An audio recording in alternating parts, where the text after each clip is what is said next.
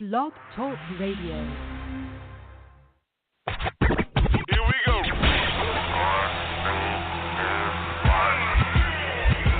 Blast off.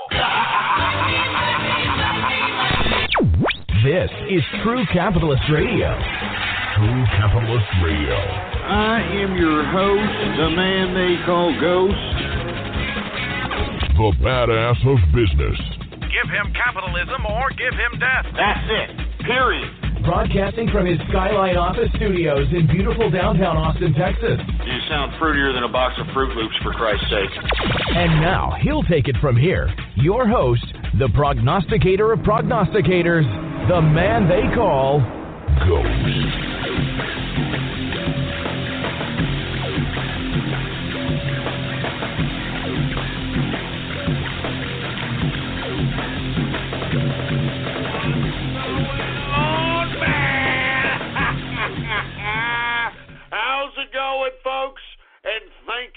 Tuning in with me to another edition of the True Capitalist Radio broadcast.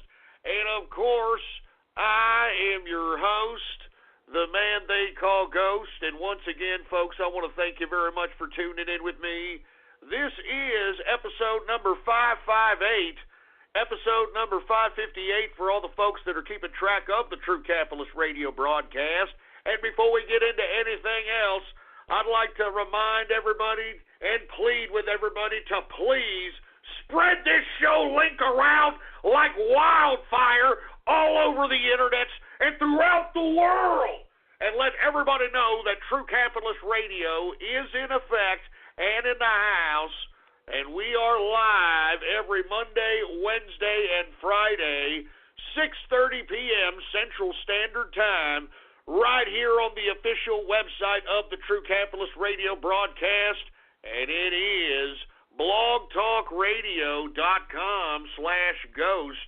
That's blogtalkradio.com/ghost. And of course, if you have not done so, please follow me on the last bastion of freedom of speech and social media today. And I'm talking about Gab, folks. And if you don't have a free account on Gab, I don't know what the hell you're doing. You might as well get one. You can type into your browser right now, gab.ai, and when you do so, you can follow me on there under the name Politics Ghost. All one word, no underscores. Politics Ghost is the name to follow. And by the way, if you want to be a part of the True Capitalist Radio chat room, man, I'm telling you, I've got some great stories to tell about the True Capitalist Radio chat room, just to underscore that no matter what people are saying about on the internet about this chat room, there are some real capitalists in here, all right? I'm not saying that to be facetious or to lie. There are some genuine capitalists that are listening to the broadcast, even though we might have some spattery of trolls amidst the group. Either way, we've got some true capitalists, and I want to say what's going on to the True Capitalist Radio chat room. What's going on, baby? If you want to be a part of the True Capitalist Radio chat room, what are you doing? Go to my Gab account right now. Politics Ghost is the name, and once you go there, just click on subscribe, baby, for premium content. Subscribe! And once you hit the subscribe button, all you have to do is private message me on Gab and give me your Discord chat name, and I will give you an exclusive invitation to the True Capitalist Radio chat room. I'm telling you, man, they made me proud, to say the least, all right? They made me proud. Not joking. Anyway, folks, hey, engineer, did you send out the Gab, for Christ's sake? Send it out! What are you doing? Sorry, folks. It's one of those case of the Mondays, I guess. I think people were expecting the Gab post, and it hadn't been posted yet because the old engineer, what the hell's your problem? All right, whatever. Anyway, folks, let's go ahead and discuss what we're going to talk about for the next 3 hours in the True Capitalist Radio broadcast. Of course, we're going to get the economic money hour, the crypto stock breakdown here in the beginning, once we go through the breakdown of the next 3 hours. We're also going to talk about President Trump news, and why not? I mean, this guy is finally coming out and going right for the deep state jugular. And let me tell you something right now. Even though the president is going right for the deep state's jugular, these deep staters, I'm telling you, they're true authoritarian, strike that, totalitarian colors are starting to come out in the open. And we're going to talk about that. I'll tell you that in extensive detail in the second hour. We're going to talk about how former Deputy Secretary Andrew McCabe, all right, from the FBI, had been fired. Now, we talked about this on Friday's broadcast, and as a matter of fact, at the end of Friday's broadcast, when we were talking about this, because there was rumors that he was going to be fired, he ended up being fired.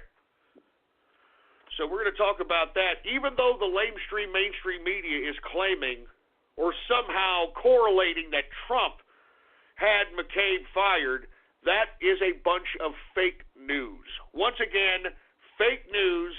It was the FBI itself that suggested that McCabe be fired.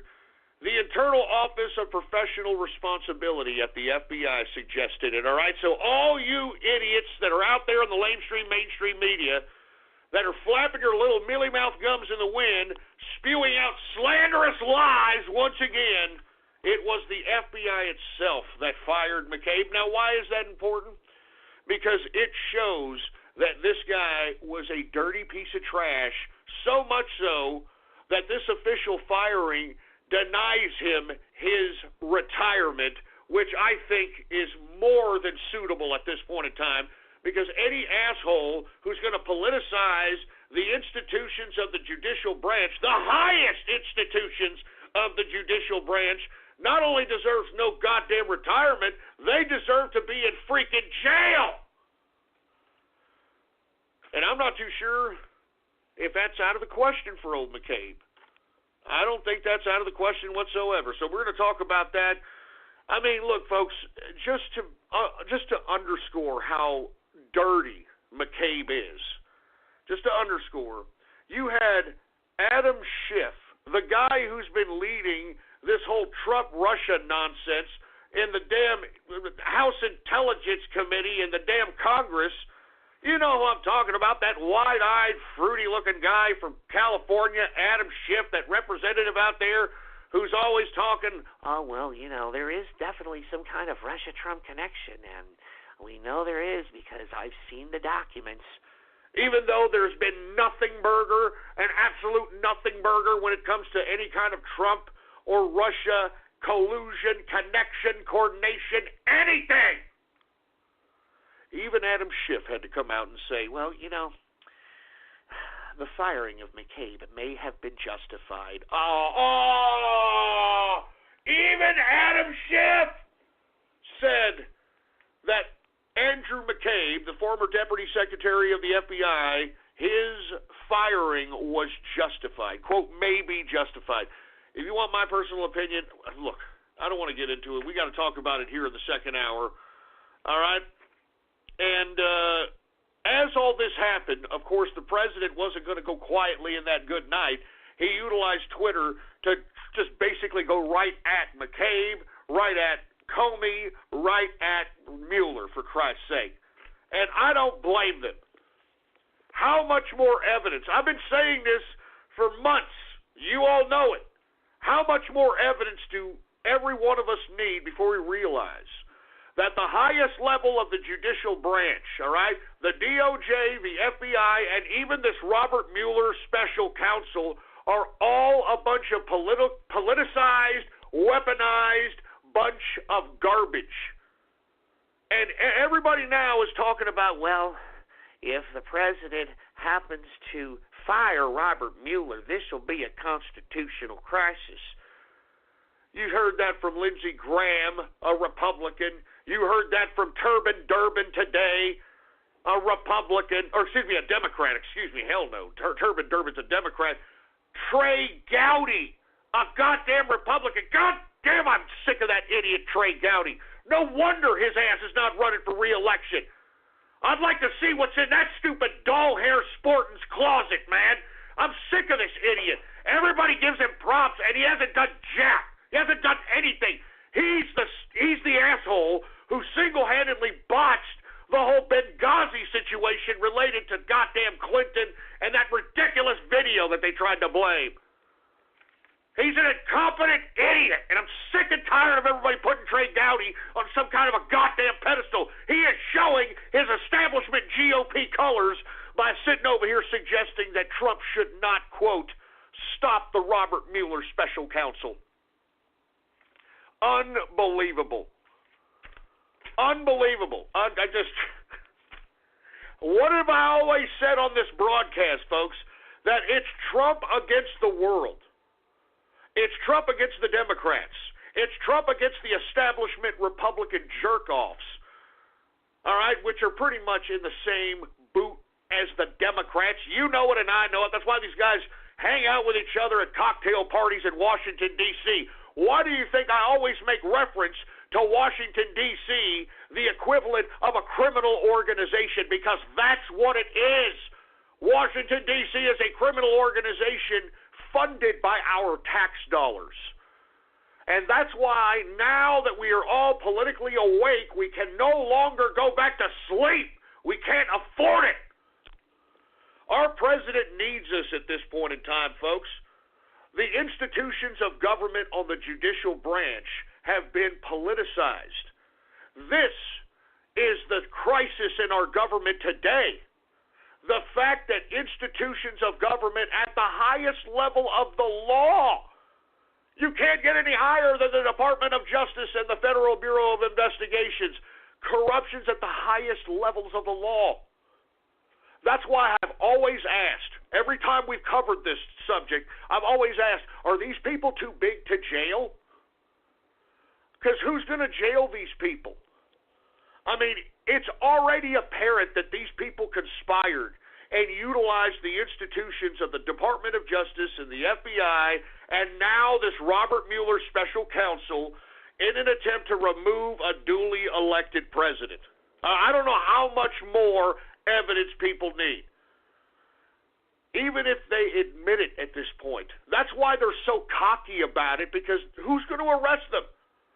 You're going to have to send in the FBI to arrest them. That's the highest law enforcement agency that is at the behest of the Department of Justice. And you think that they're going to arrest a James Comey? You think they're going to arrest a Peter Strzok? You think they're going to arrest a Lisa Page? You think that are they going to arrest these people? And these are serious questions that need to be asked. These are serious questions that need to be asked. And that's why you've got people out here in Washington that are supposed to be Republicans trying to cover their asses.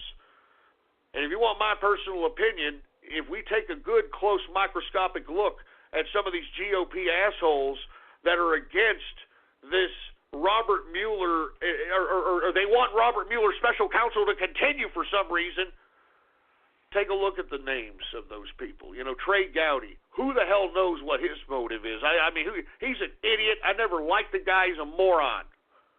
Then you've got Flake, Jeff Flake over there in, Arizona. I don't know what the hell is going on in that nuclear waste dump of a state and why they elect nothing but rhino, Democrat, Republican trash out there in Arizona. I don't know what they're putting in the cactus out there. I don't know what they're doing. But Jeff Flake is also pushing this ridiculous narrative, for Christ's sake, that, once he starts firing Mueller, we have to go in and get into, situation. Even John McCain, which is probably one of the few people I have ever known who has had a brain tumor and has lasted this long, and not to mention he's still lucid enough to give his points on social media that Donald Trump should not fire Mueller. I mean, give me a break. Look at all these people. I mean, if you want my opinion, I think John McCain, he's directly implicated with this fusion GPS nonsense. He's the guy who delivered that garbage to Washington, D.C., lest we forget. I mean, did we all forget that?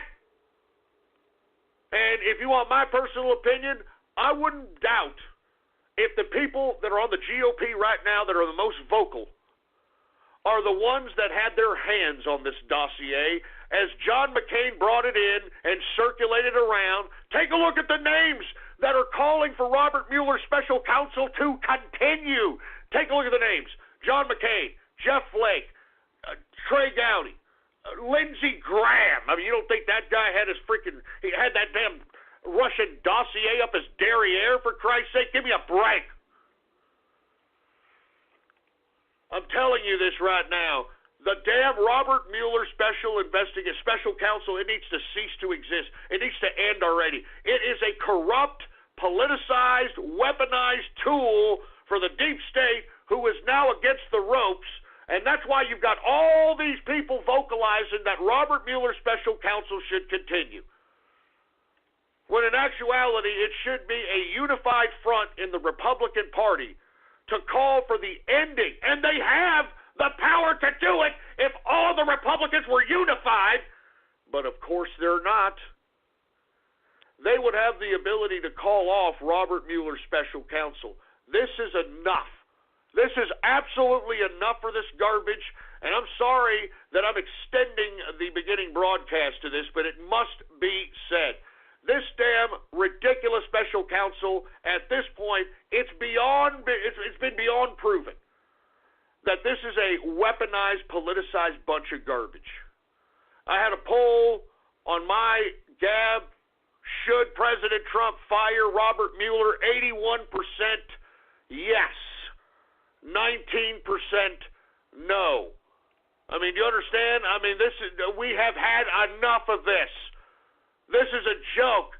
This goddamn Robert Mueller has had his special counsel for over a year and has produced nothing.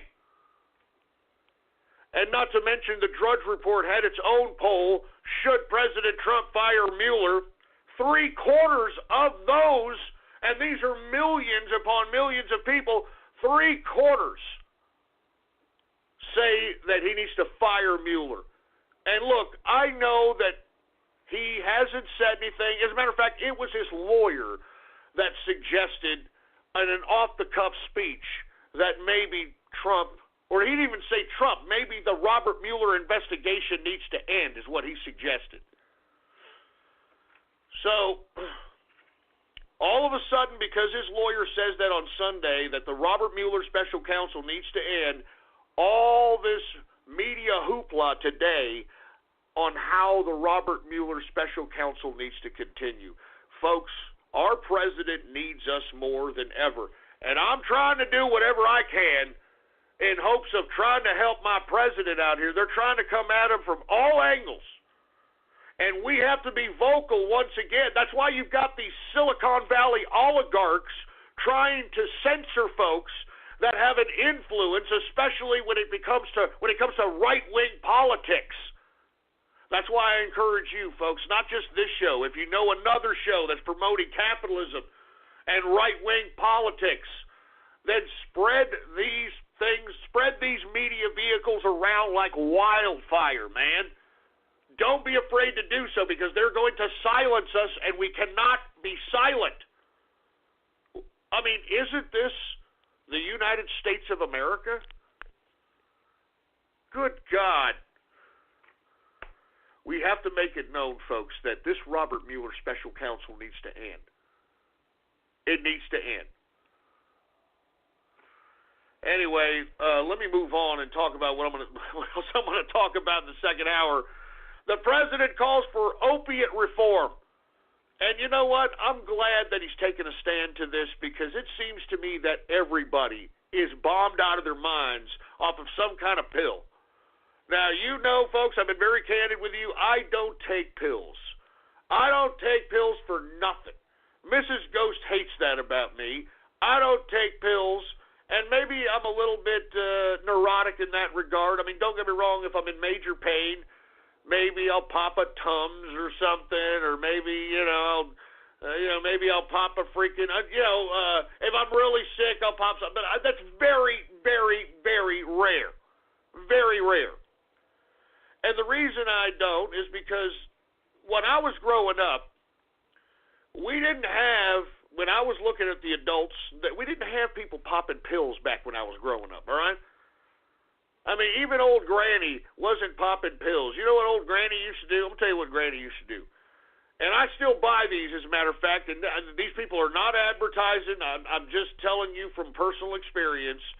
My granny used to buy something called BC powders, okay? And that's what I use if I have any pain, if I have a headache, BC powders. What it is that you get these things, and they come in powder form, and you can either put them in a glass of water, drink it, or, you know, if you can kind of put the whole powder form in your palate and then drink the water, whatever the case might be. That's the only thing I ever saw old folk back when I was growing up take, and that's what I take, and you don't want to abuse that either, you know, because you want to make sure that you know that when you take pills and you take things of that capacity, it's going to wear on your internal organs, you know, so you can't abuse it.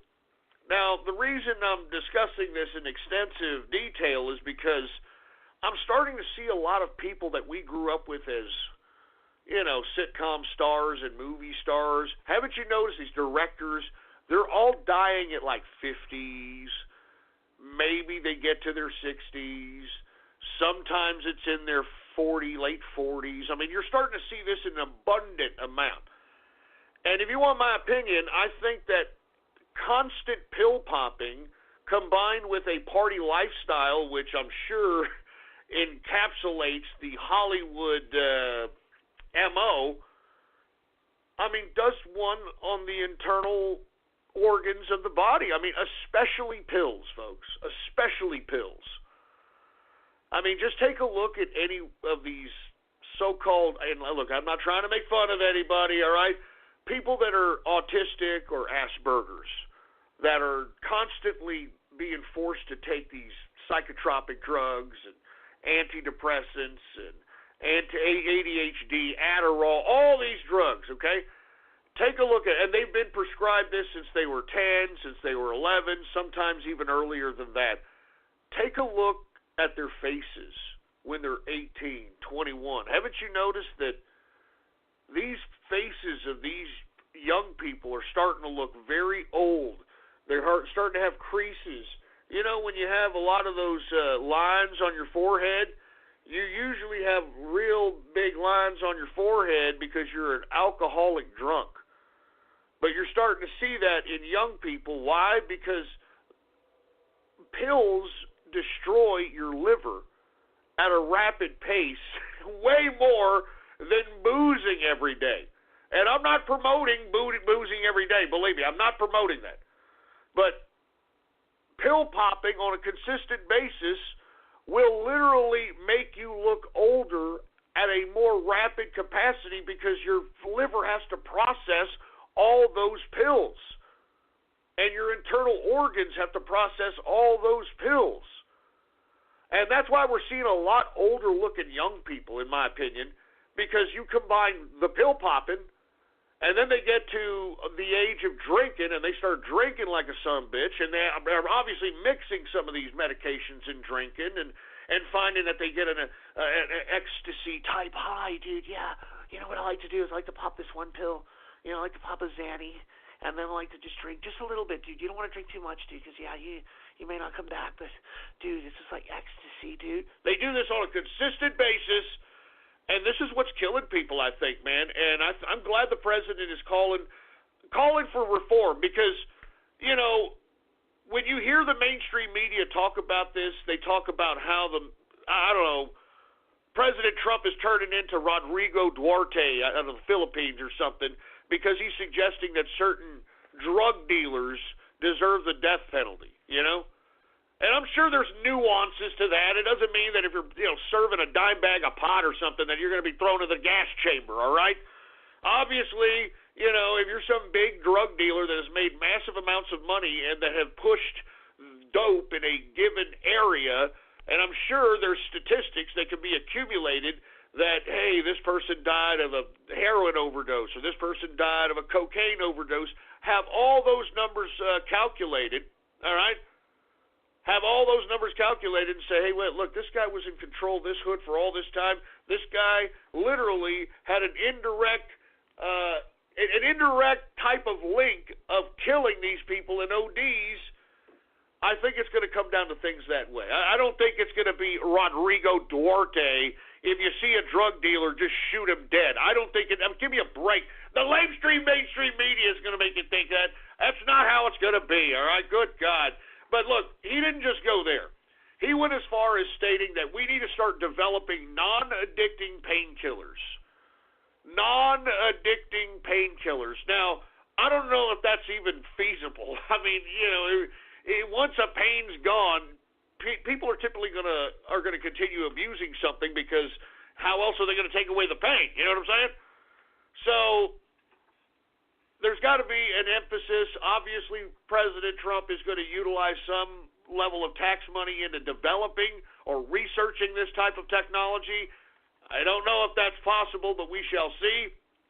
He also wants to curb the problem of overprescribing these really, really hard drugs like barbiturates, and, these types of things. Lots of things he suggested. I don't want to go over it now. We got to talk about a lot of different things, but I agree with President Trump.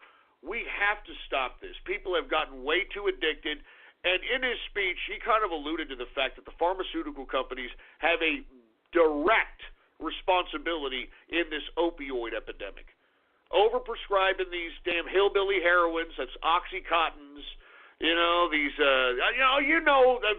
Vicodin, you know all the names of all these things, overprescribe them, and then they get addicted to the high, and then they realize the only thing suitable or the only thing comparable to that high is heroin or morphine or whatever the hell it is that's on the street, for Christ's sake, and we're seeing people die all over the country.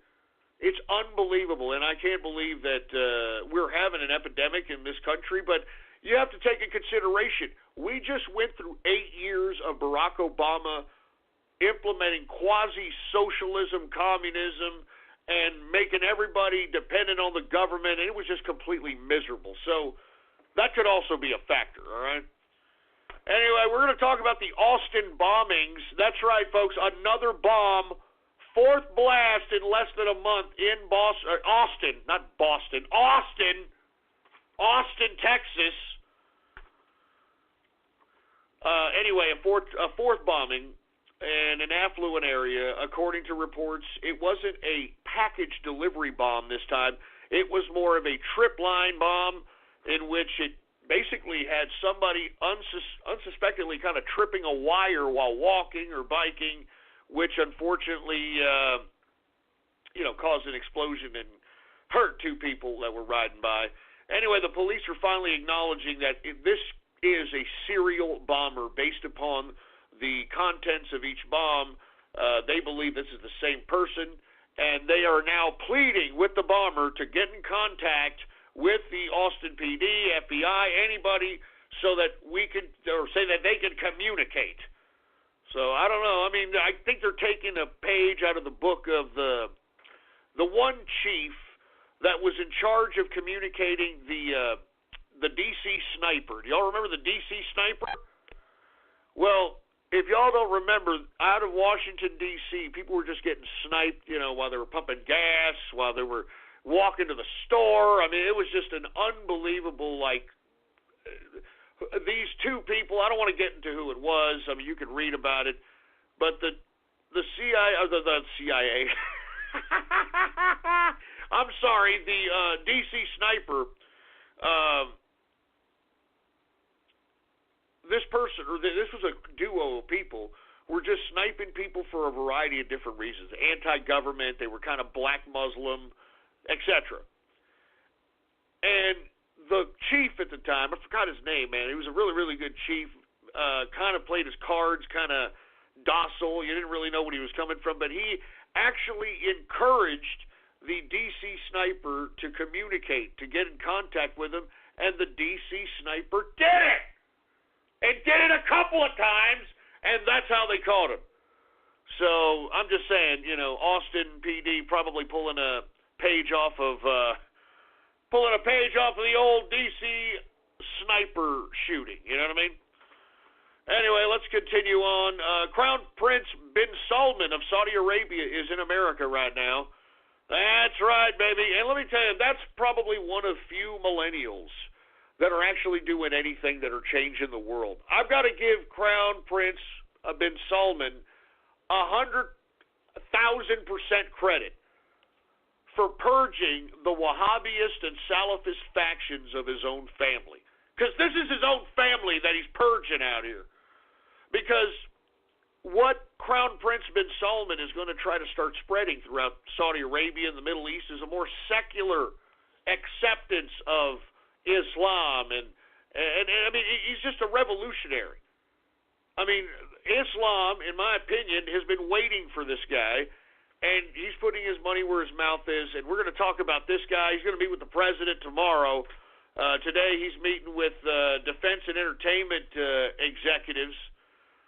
He's going to meet with POTUS, and he's planning on being the Saudi Arabian king for life. So he threw that out there in a recent 60 Minutes interview that he had recently. So very interesting. Once again, Crown Prince bin Salman from Saudi Arabia kicking it in here for the next couple of days. And hey, Crown Prince, what's up, man? Holler at me. All right, we can go shoot some dice or something. Anyway, we got. I don't even want to talk about this. Vladimir Putin, folks. Vladimir Putin, old Pooty Poo, has won his re-election, and we knew that was going to happen, for Christ's sake, all right? We knew that was going to happen. Supposedly he won with almost 80% of the vote, and we're going to talk about that, Operation Spilt Vodka. We're going to talk about a lot of things that he discussed during his little speech, things of that capacity. We're also going to talk about how China is threatening action on the United States because the president signed a bill encouraging diplomatic visits to Taiwan. Oh, now China.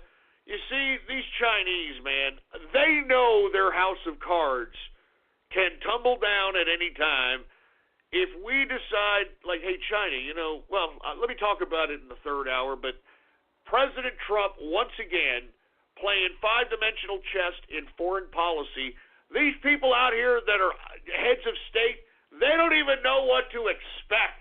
That's why a lot of these guys are just kind of go with the flow and like, I will go with Trump. Trump knows what he's talking about. I like Trump. I will follow you, Trump. You understand? A true alpha American leader, for Christ's sake. I'm glad that we have a president showing the balls of America, for Christ's sake, showing the capitalist prowess of America. You understand? Bringing back Americana to America. Thank God for Donald Trump. I say this every day. Thank God for Donald Trump. Anyway, last but not least, if we can get to it, Turkey has taken over Afrin, Syria. Oh, we've been talking about this.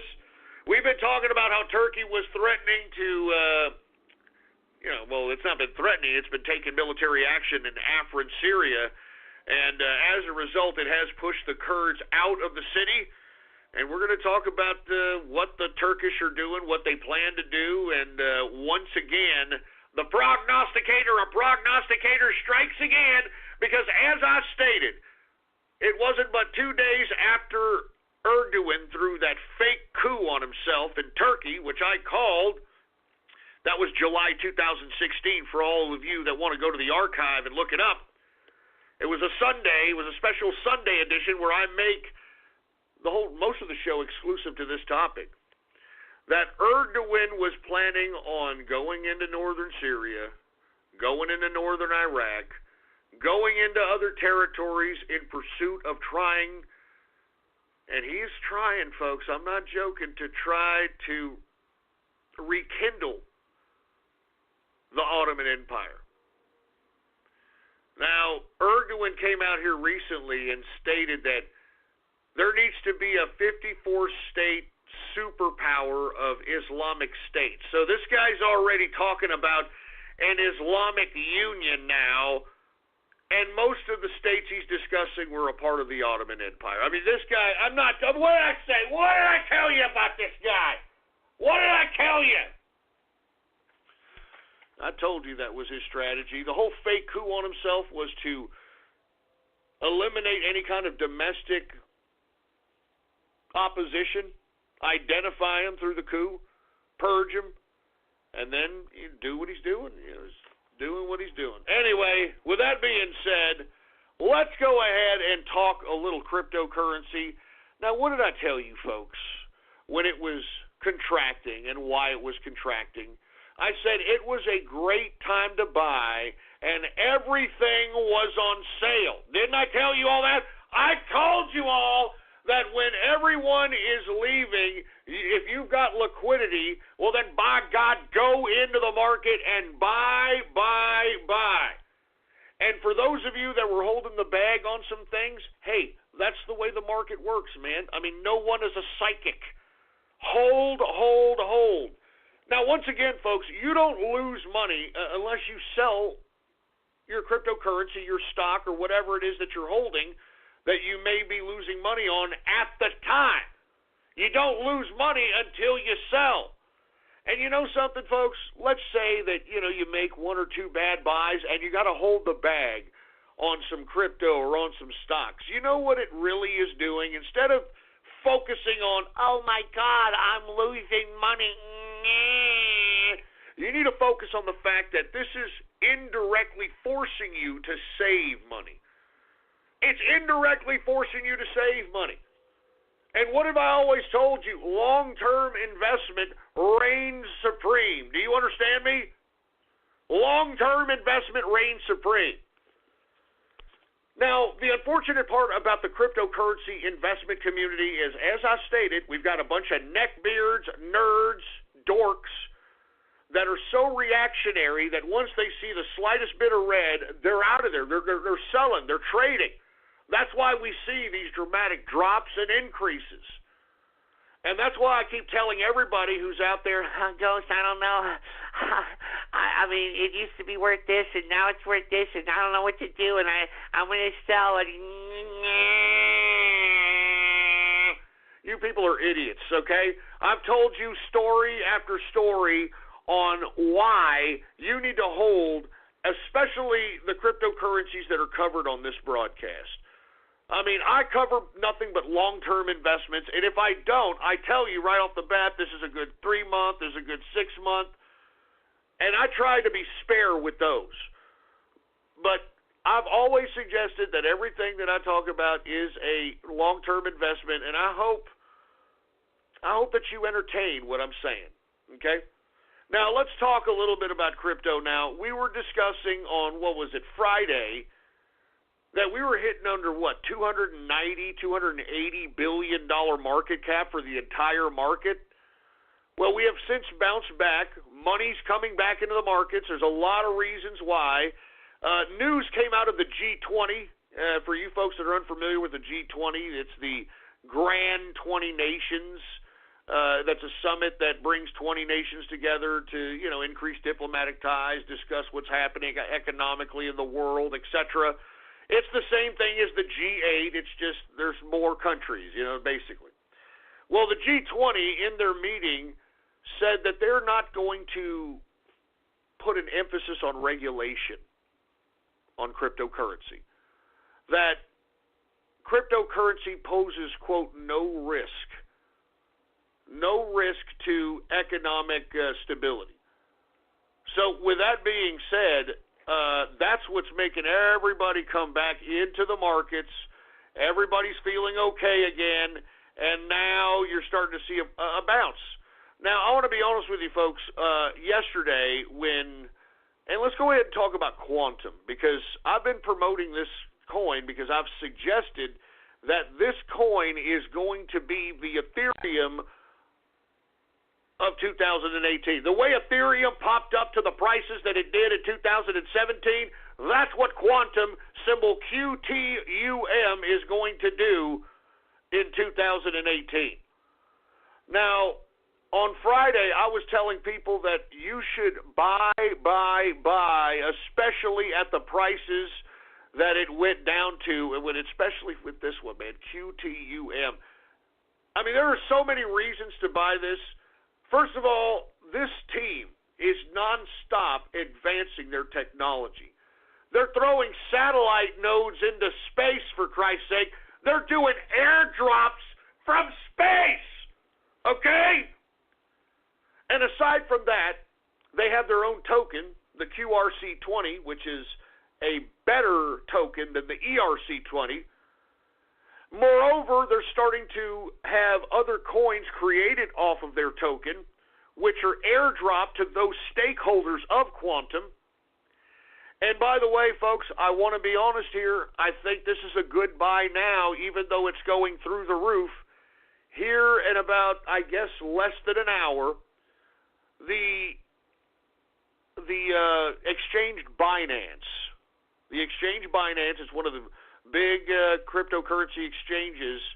It's actually on right now. Okay, thank you very much. What's happening right now with Quantum is that there is a contest going on for Quantum, specifically for QTUM, happening at Binance. Now, this is going to encourage a lot of volume in this particular cryptocurrency. Now, what is the contest? Well, it's a quantum competition, 50,000 quantum to give away. The time starts March 20th at midnight. I guess that's Hong Kong or China time, 2018, and it ends on March 27, 2018, midnight China time. Okay, now what's happening here is that we will rank users in terms of total quantum volume traded on your account, both buys and sells in all pairs, so you have to be pairing with quantum to trade during the competition period. So if you're one of these day traders, man, if you're one of these people that are like, yeah, man, I'm always buying, I'm always trading, they're going to be giving away a massive amount of quantum. Now, first place receives 7,000 quantum. Second place receives 4,000 quantum. Third place receives 2,000 quantum. From 4th to 10th place, they split a pool of 7,000 quantum. And from 11th to 50th place, they split a pool of 20,000 quantum. Okay? Now, here's another competition that they're giving away. I'm telling you, there's two different competitions. Binance is the exchange. Trade 0.5 Bitcoin worth of quantum during the competition period to evenly split a pool of 10,000 quantum. So, as we can see, folks, this is going to cause a tremendous increase in volume because, I mean, they're giving away a lot of quantum, man. Especially if you're one of these crypto giants, I mean, this is going to make this go through the roof. All right? And people are now going to start to identify the technology in quantum. Now, I know this is a contest in Binance, but this is what we're going to see here in the next, I guess up until the 27th when the contest ends.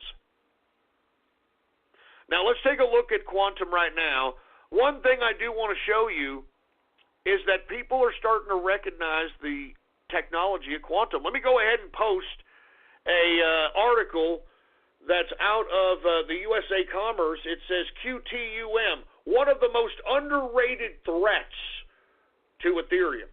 One of the most underrated threats to Ethereum.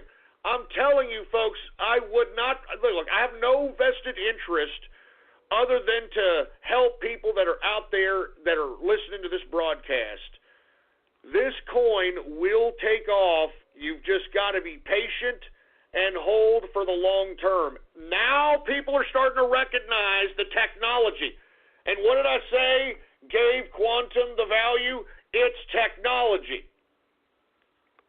So with that being said, let's take a look at the price right now because it's probably going through the roof. Now, what we're seeing is a takeoff here today on quantum. A lot of the factors, obviously, the Binance exchange contest. Not to mention, folks, people are probably starting to identify this on their radar as they see it going up in major percentages, and they're doing the research, and they're like, wait a minute, how come I haven't heard about this coin, for heaven's sake?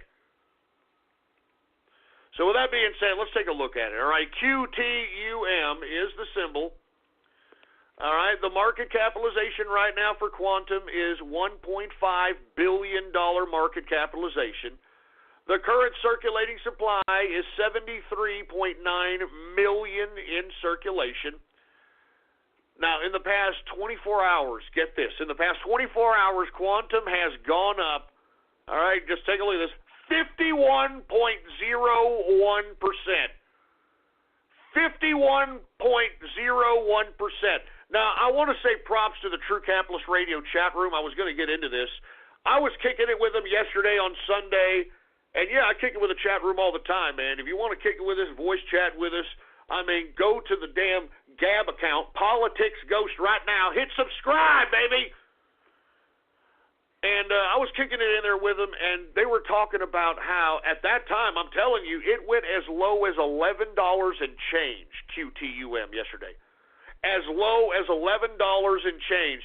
And you know, this chat, the True Capitalist Radio chat room, I had at least half a dozen, maybe more people in there saying, man, this is a great time to buy. I'm buying more Quantum right now.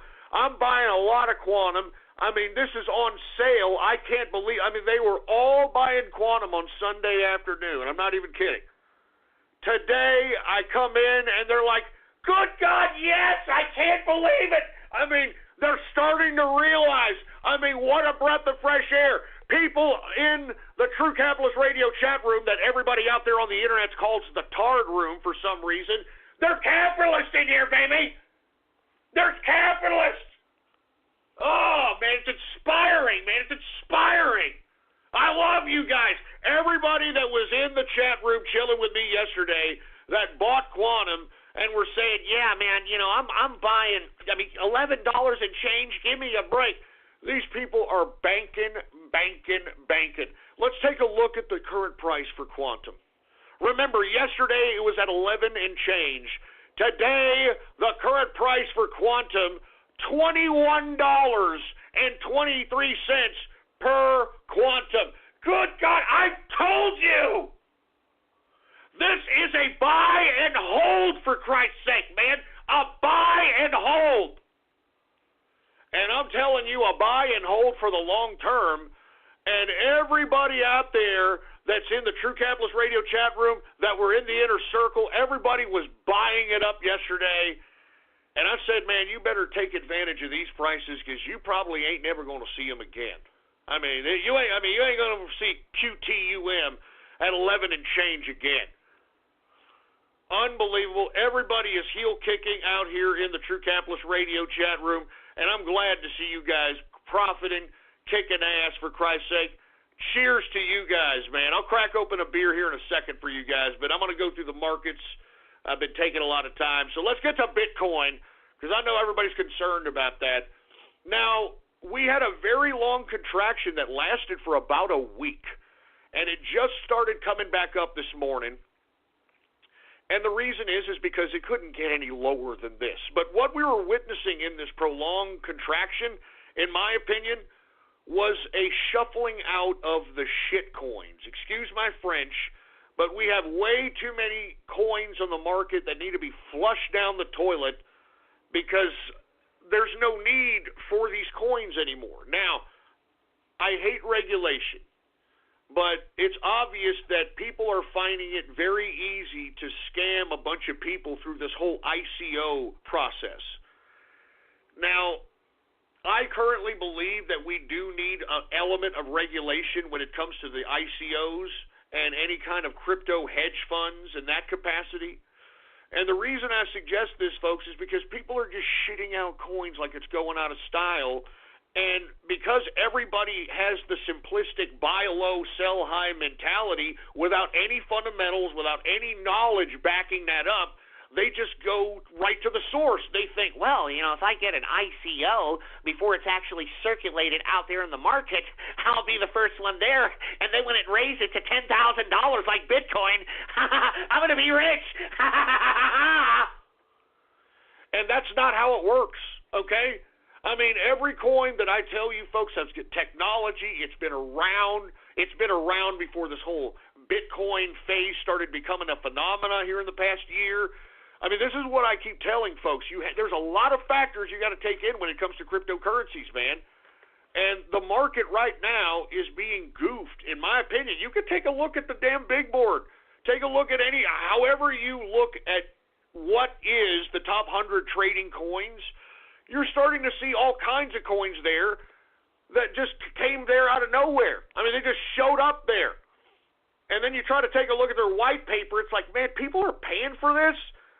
I mean, we seriously need some level of regulation in the ICO capacity. We cannot allow just any idiot to just shit out a coin and say, hey, you want to be a part of the ICO buy-in? And you know what's happening, folks? Half the time, they're not even raising the money. Like, sometimes they're like, hey, look, if you buy in, we're trying to raise about 1.2, 1.3, 4.4 million, whatever it is. They never do it. They end up maybe raising 500,000, maybe $1 million, and you know what they do? They take the money and run. They don't even print out the coin. They don't even circulate the coin. You know how many times? Do you know how many times that has happened, for Christ's sake? And you see, once people get burnt like that, they don't ever want to come back to cryptocurrency again. They think it's a scam. You know, even though they're the idiots that went into some ICO, and that's why I said we need some regulation. We need some regulation. I'm saying ICOs, crypto hedge funds. I'm not too sure about exchanges, but de facto, unfortunately, if you're in the United States, you're probably going to have to get regulated because taxes. You know, the IRS wants to know who's the big crypto giants and who aren't, you know. But with that being said, let's get to Bitcoin. Okay, Bitcoin also, it's also, in my opinion, facing a very slow death. I've been saying this for a long time. There really is no reason for Bitcoin. I mean, the initial reason why it was incepted was to be an alternative to fiat, and because of the over-speculation and the price, that is moot at this point. Then you've got these dorks arguing that this is now a financial investment, which is a ridiculous argument because financial investments have value in some capacity.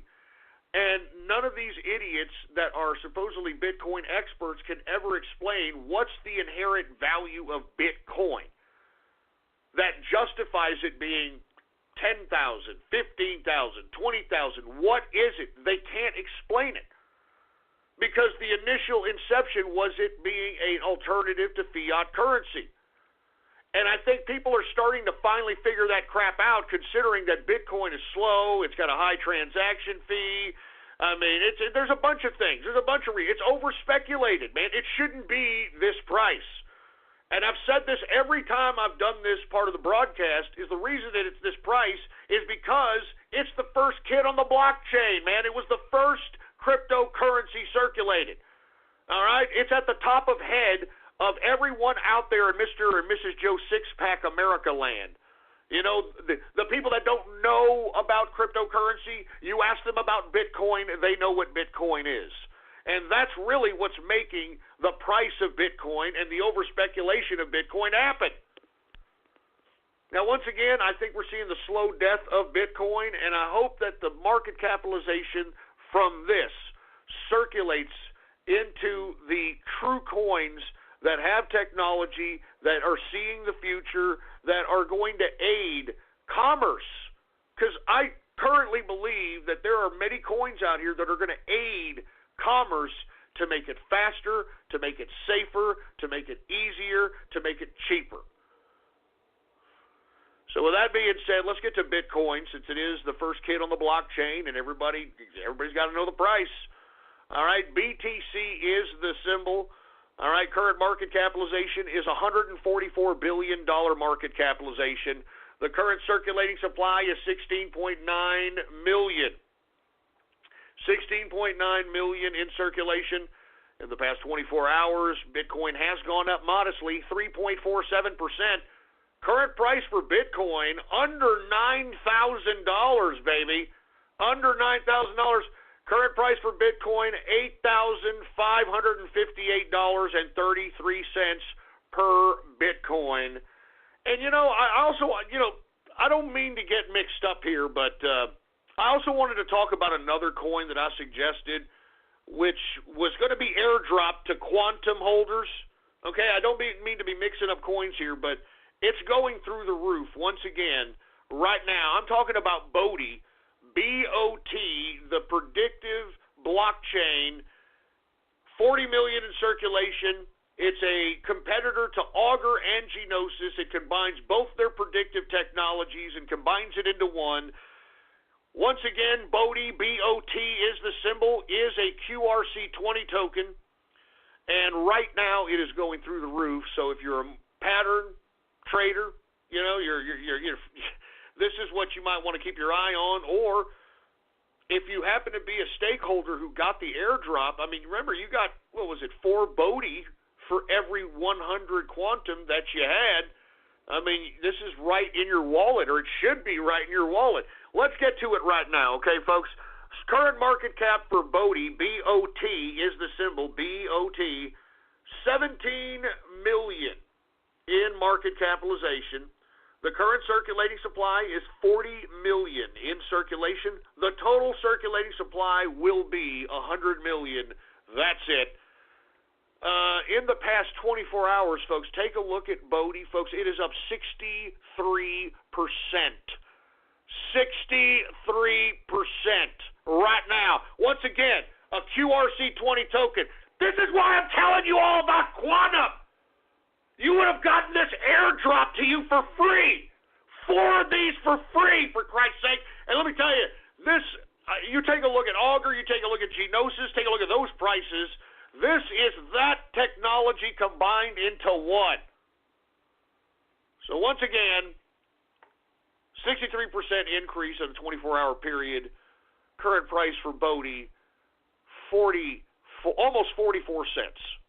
Almost 44 cents. I'm telling you, baby, quantum's the future. I'm trying to make people rich out here, all right? I'm trying to create capitalists is what I'm trying to do. Anyway, let's continue going. Let's get to Ethereum. It took it on the teeth in this contraction. But let's take a look at it. ETH is the symbol. Current market cap is 54 million in market capitalization. The current circulating supply is 98 million in circulation. Now, look, I'm going to tell you guys something that I've heard about ETH in the rumor mill. I heard that ETH on May 14th or something, that it's going to somehow massively put more ETH in circulation than the current rate of mining. So with that being said, that means that the circulation is going to massively be increased on May 14th. Now, this is something that I've been hearing in the cryptocurrency message boards, etc. This is a rumor. But remember, folks, I always keep everybody in tune with the rumors because rumors end up being some level of truth and end up affecting the markets.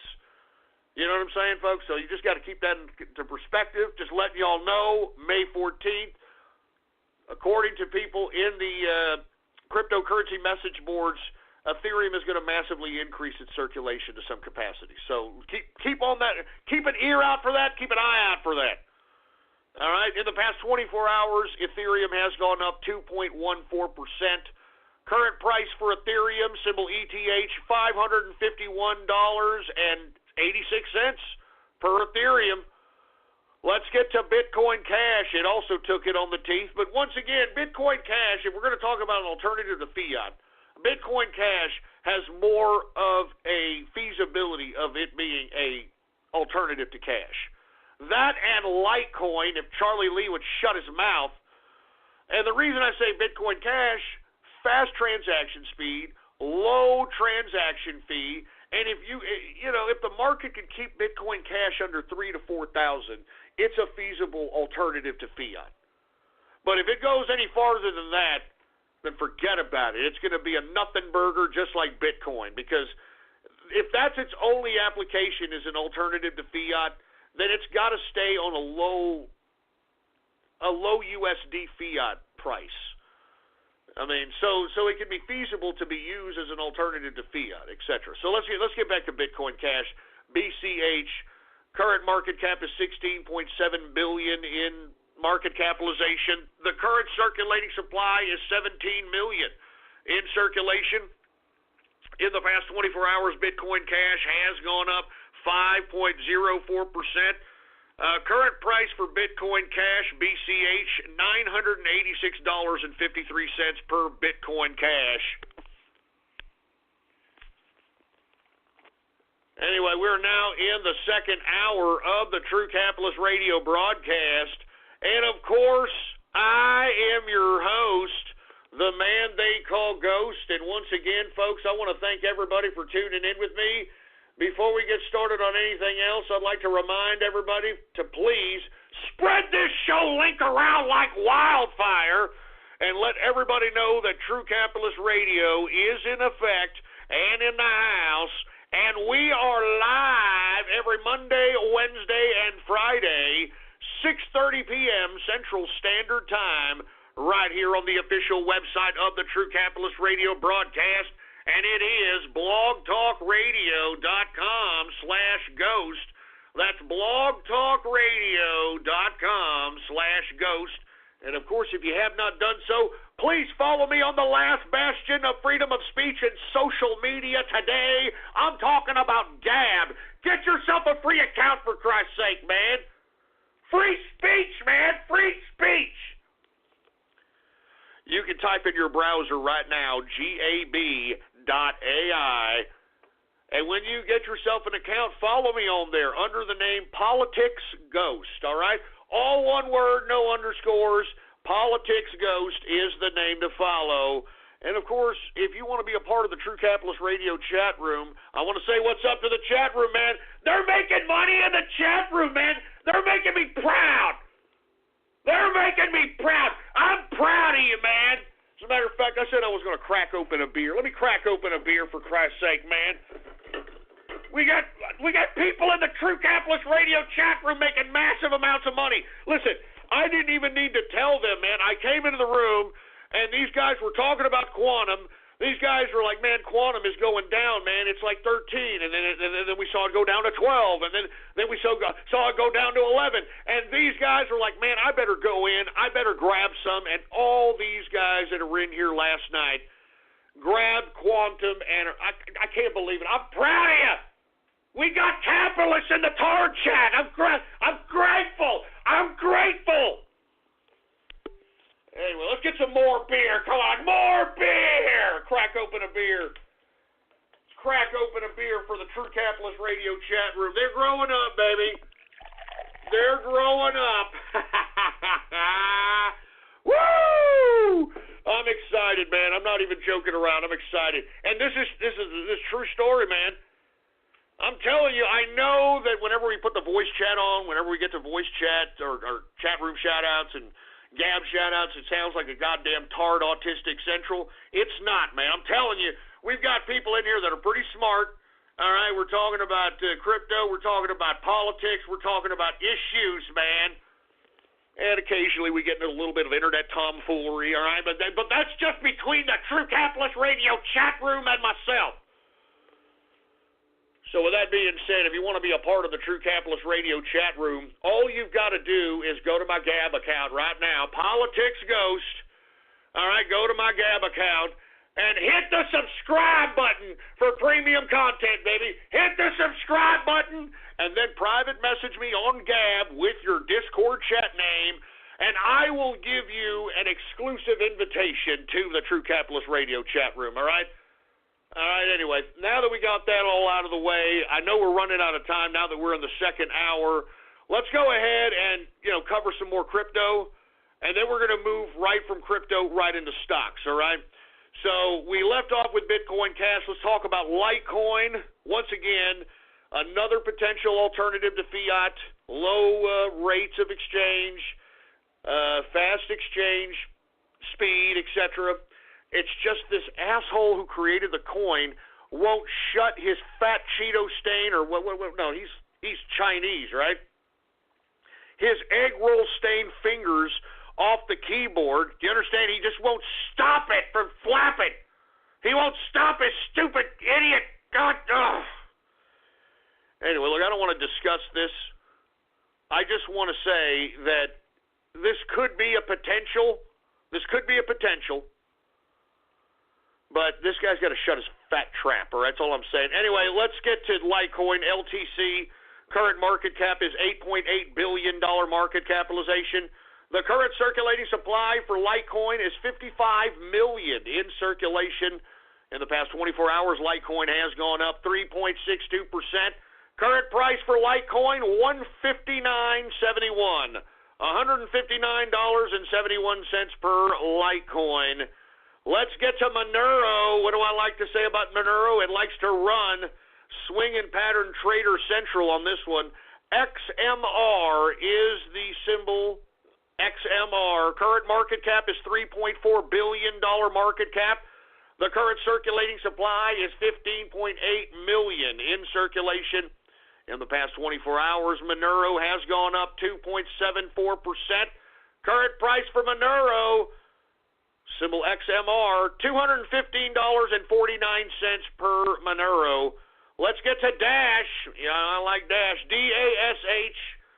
Current market cap is $3.2 billion market capitalization. The current circulating supply is 7.9 million in circulation, 7.9 million. In the past 24 hours, it has gone up 4.26%. The current price for Dash, $408.29 per Dash. All right? Now, I'm telling you, quantum keeps going up, man. What did I tell you? As we've been sitting here, it's gone up from 50%. I'm talking about QTUM right now. Right now. I'm giving you the inside scoop right now. The Binance Exchange contest is flooding all kinds of volume into this right now on QTUM. Right now. It is up 61.35%. Current price for QTUM, $22.02. Good God! Woo! Oh, man, you know I was buying yesterday, too, baby. You know what I'm saying? Come on, man. 11 and change, baby. Come on, man. Woo! Oh, man, I'm trying to tell you. Anyway, we're running low on time here, man. Let me go ahead and get to Zcash, because Zcash took a tremendous dip, just like everything else did, but I think we're creeping on a come up, and I would strongly advise people to entertain this because it seems like we're about to bounce on Zcash. Let's get to the symbol ZEC. ZEC is the symbol. Current market capitalization is 887 million in market capitalization. The current circulating supply for Zcash is 3.5 million. 3.5 million in circulation. In the past 24 hours, Zcash has gone up 2.87%. Current price for Zcash is an unbelievably low $252.48 per Zcash. I'm telling you this right now. Keep an eye on Zcash. Keep an eye on Zcash. And let me tell you, even if you don't want to buy it, mine it. All right? If you got a badass graphics card, then figure out how to mine Zcash and mine it, okay? Obtain it in any capacity. I'm mining it personally, folks, and I think that everyone should, especially right now at these prices. Okay? I'm just saying. I mean, Zcash is about to pop. I'm just letting y'all know. Take a look at the charts if you don't believe me. I think it's about that time, all right? Now, with that being said, folks, I want to, man, it's already goddamn time. I tell you, where's time go? Where does time go? All right, what we're going to do is we're going to cover one more cryptocurrency, and then we're going to move on to the stocks here. I guess we can, go right into, 42 coin. Now, I want to be honest with you, folks. 42 coin took it on the teeth, all right? Took it on the teeth in this contraction, but to my advantage and to the inner circle's advantage, we really did want it to slide. We want to try to own as many of this coin as possible. We want to own the coin. We want to take control of the coin. So with that being said, 42 coin right now is at a very, very low price that we're probably never going to see again. Okay? Let's get to 42 coin right now, symbol 42. Current market capitalization is 1.1 million in market capitalization. And, of course, the circulating supply for 42 coin is what? 42 coins. That's it. All right, now in the past 24 hours, once again, it's taken it on the teeth. It is down 17.16%. The current price for 42 coin is a very, very inexpensive $26,374.70 per 42 coin. Lest we forget, we just saw it at 100,000 about a month or two ago. I'm just saying, take a look at that trajectory of that chart. I'm just saying, it's a long-term investment. I'm just saying. Anyway, with that being said, let's go ahead and get to some stocks. I know people are curious on what the hell is going on here in the stock market. You know, helter-skelter, baby. Helter-skelter! And the reason is you can thank Facebook for this big downturn in the stock market, folks. Now, for you folks that are unfamiliar, Facebook has some big data scandal going on, and, of course, these idiot media are trying to freaking blame the president for it or something. I mean, give me a break! Fake news again relating to this Facebook data scandal with Cambridge Analytics and trying to tie it to the president, okay? Facebook was one of the last people that were promoting Donald Trump or pro-Trump. They were banning Trump people. They were banning Trump groups. They were suppressing pro-Trump news, for Christ's sake, man. How in the hell can this fake news media try to connect Donald Trump to this goddamn scandal? It's ridiculous. Fake news, fake news. But aside from that, it is a pretty big scandal for Facebook, because what has happened here is that it gave Cambridge Analytics and, what is this company, SCL Group, exclusive access to their internal data workings to make them have authority, you know, indirect or direct authority over other people's accounts. Now, what do I mean by this? It's a very complicated scheme, but I'm going to try to tell you as simply as I possibly can. Cambridge Analytics and SCL Group would create these groups and entice people to join them on Facebook, okay? And once an individual joined a group that was related or connected to Cambridge Analytics or SCL Group, once you were connected to that group,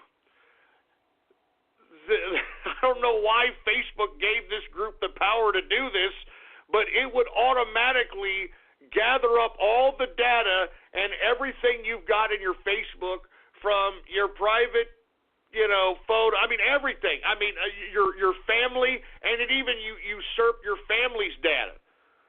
So literally, they created this like unbelievable method of gathering data by bringing people into groups and then utilizing their acceptance of being a part of the group as a means of obtaining their information and everyone that they followed on their follow lists information.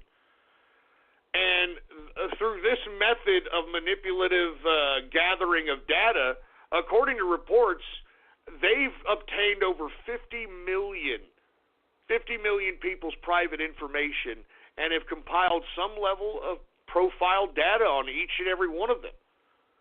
Now, the reason that this is such a big scandal is because why Facebook, let alone Mark Zuckerberg, allowed this company to do this is beyond me. And, you know, Zuckerberg is taking it a lot because, I mean, lest we forget, this is the guy that thinks his shit doesn't stink, all right?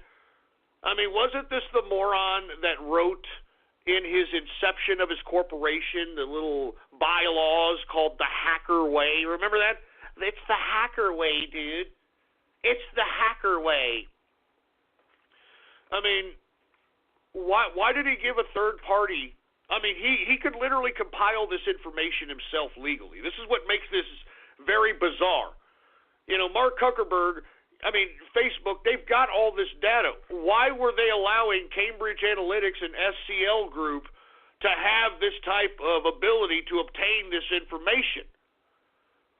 And no one seems to have a clear answer for that, and as a result, you have a lot of people selling off in the stock market because Facebook, there's a lot of people that own Facebook in their damn portfolios, and, they're going to sell off, and it's going to be a bad day on the market, and that's what it translated today in the equities market. So let's go ahead and go over it quickly because I know I'm running out of time here. Dow Jones Industrials is down 335.60 points, a percentage decrease of 1.35%, closing out the Dow Jones at 24,610.91 points for the Dow Jones Industrial. S&P 500 also down 39.09 points, a percentage decrease of 1.42%, closing out the S&P at 2,712.92 points for the S&P 500. We've got the NASDAQ also down because it comprises most of the tech. It is down 137.75 points, a percentage decrease of 1.84%, closing out the NASDAQ at 7,344.24 points for the NASDAQ composite. Let's go ahead and get to commodities. I'm telling you, Facebook, when you hear that type of bad news, and not to mention, did y'all hear about the Uber driverless car that hit somebody and killed somebody or something? I don't know if it killed anybody. I don't know. Yeah, it's dead. They're dead. Uber death elicts warnings from union wary of robo-truckers.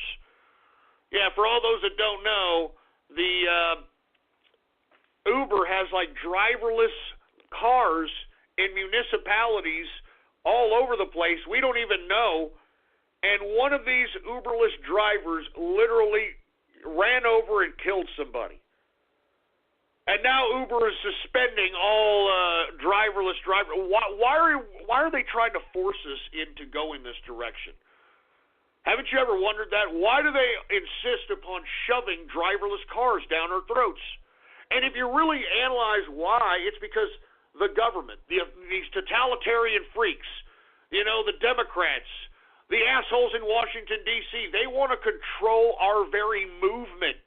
They want to be in control of our movement. And that's something that we take for granted, our freedom of movement, our ability to go from point A to point B. Oh, I'm going to take a road trip. I'm going to Dallas. Oh, I'm taking a road trip. I'm going to Vegas. We take that very much for granted, and this is why these idiots are trying to shove this goddamn driverless garbage down our throats. And we can't let them do it, all right? We can't let them do it. Good God. Anyway, that's another reason we saw a little bit of a downturn in the equities market. A lot of bad news. But what have I been telling you about energy? Let's get to commodities. What have I been telling you about energy? The price is going to rise. And as we get closer to the springtime and the summertime, when everybody's using their cars, I think we're going to see high gas prices that we haven't seen in some years. And I warned people of this. So just keep in mind that we may start seeing even higher gas prices than you're currently seeing at this point. Just take a look at the trajectory of crude. And moreover, folks, we need to build more refineries at a more rapid capacity, but these refineries take years to build. So for the meantime, while we're trying to build refineries, which take oil and refine it to gasoline, we're just kind of, quote, shit out of luck, excuse my French, but, this sucks. I mean, we are literally just kind of like we're almost superseding Saudi Arabia in oil exports. So it's not the fact that we can't produce oil, we just can't refine it.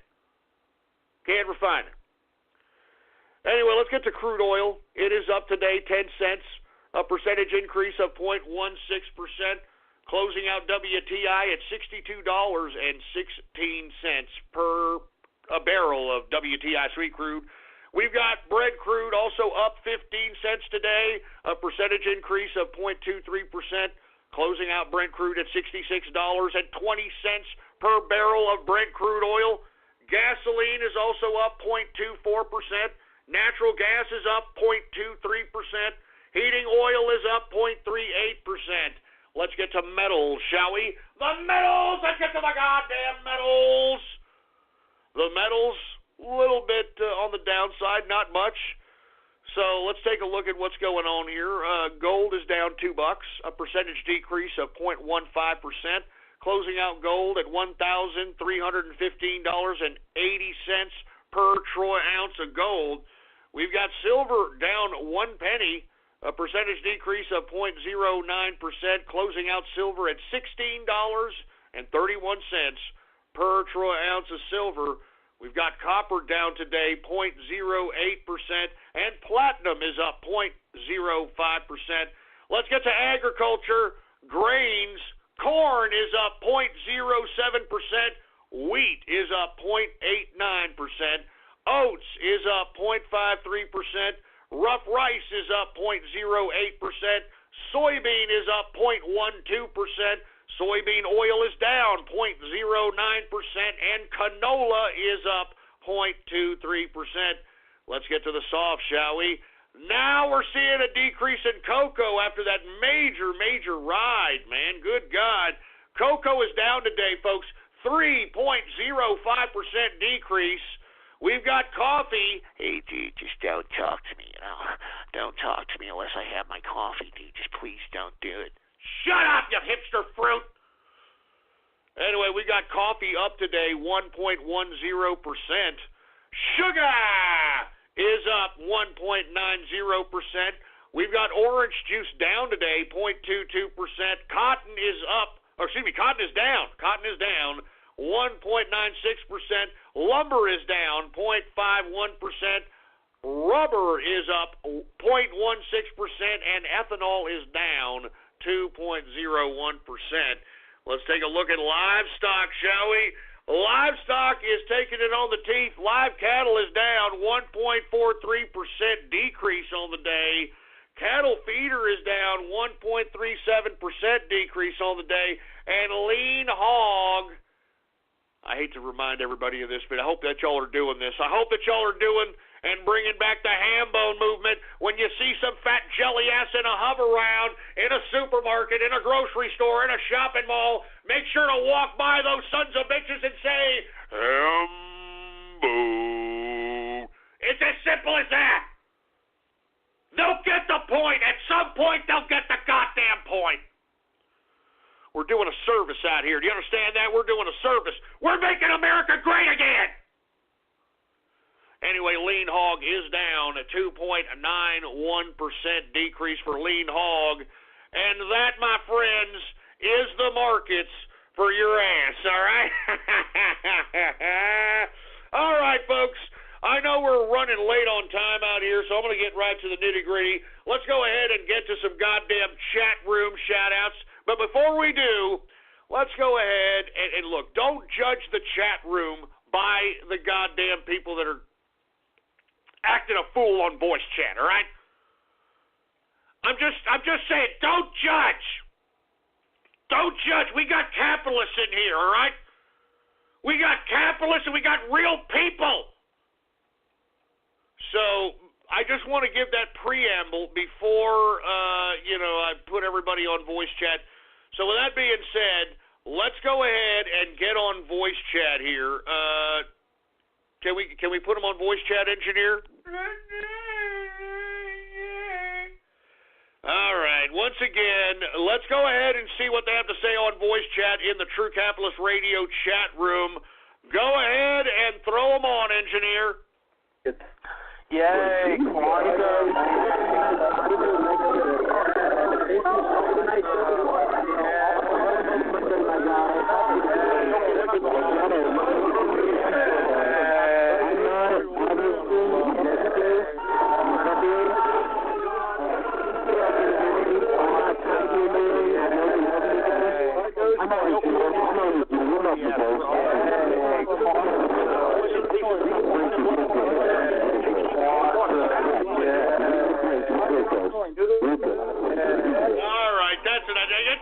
Shut him off! Good God, I swear, I'm telling you, there are not a bunch of tards in there, all right? There's not, all right? So come on down, join the damn chat room. I'll be live chatting in there tonight, all right? Good God. Anyway, with that being said, let's go ahead and get to some chat room shout-outs and get this damn crap over with, all right? All right. Hey, engineer, do we have any goddamn chat room shout-outs to be had?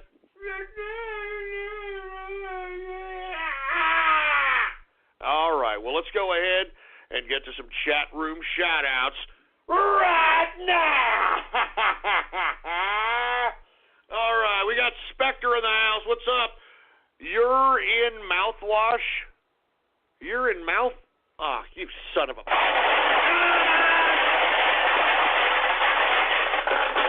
Goddamn sick, twisted perverts! Why do you all want me to say sick crap like that, man? Seriously! Why do you all want me to say sick garbage like that? I don't get it.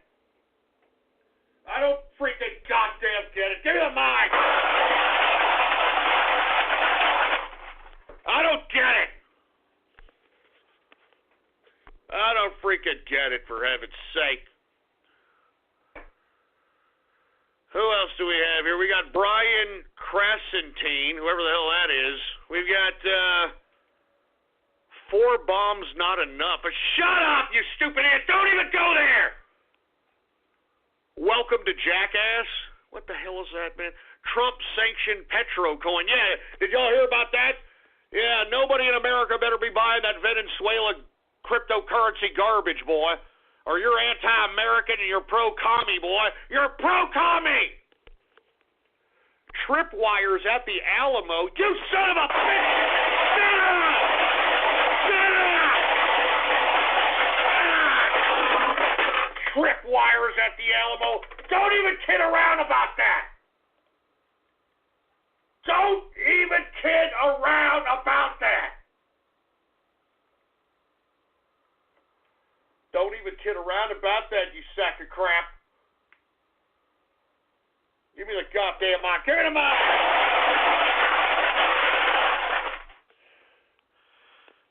Don't kid around about that, you sack of crap.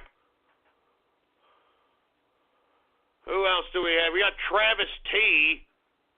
We've got Twice Wallow. Nah, shut up. I'm not going to say that. I'm not saying that. The Austin Ass Blasters, you asshole. Look, shut the goddamn... I'm not going to put up with this garbage. Look, this is too soon. Austin is in a very serious situation. We've got a serial bomber out there, and you assholes are making a joke about it. You assholes are making a goddamn joke about it. Jesus Christ, man. Oh, give me the band. Give me the mic. Jesus Christ, man. Are you kidding me?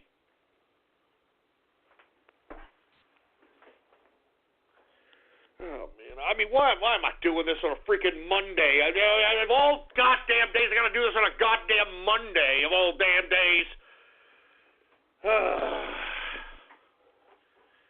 Jesus Christ. And who the hell is this? Hey, Blackfish.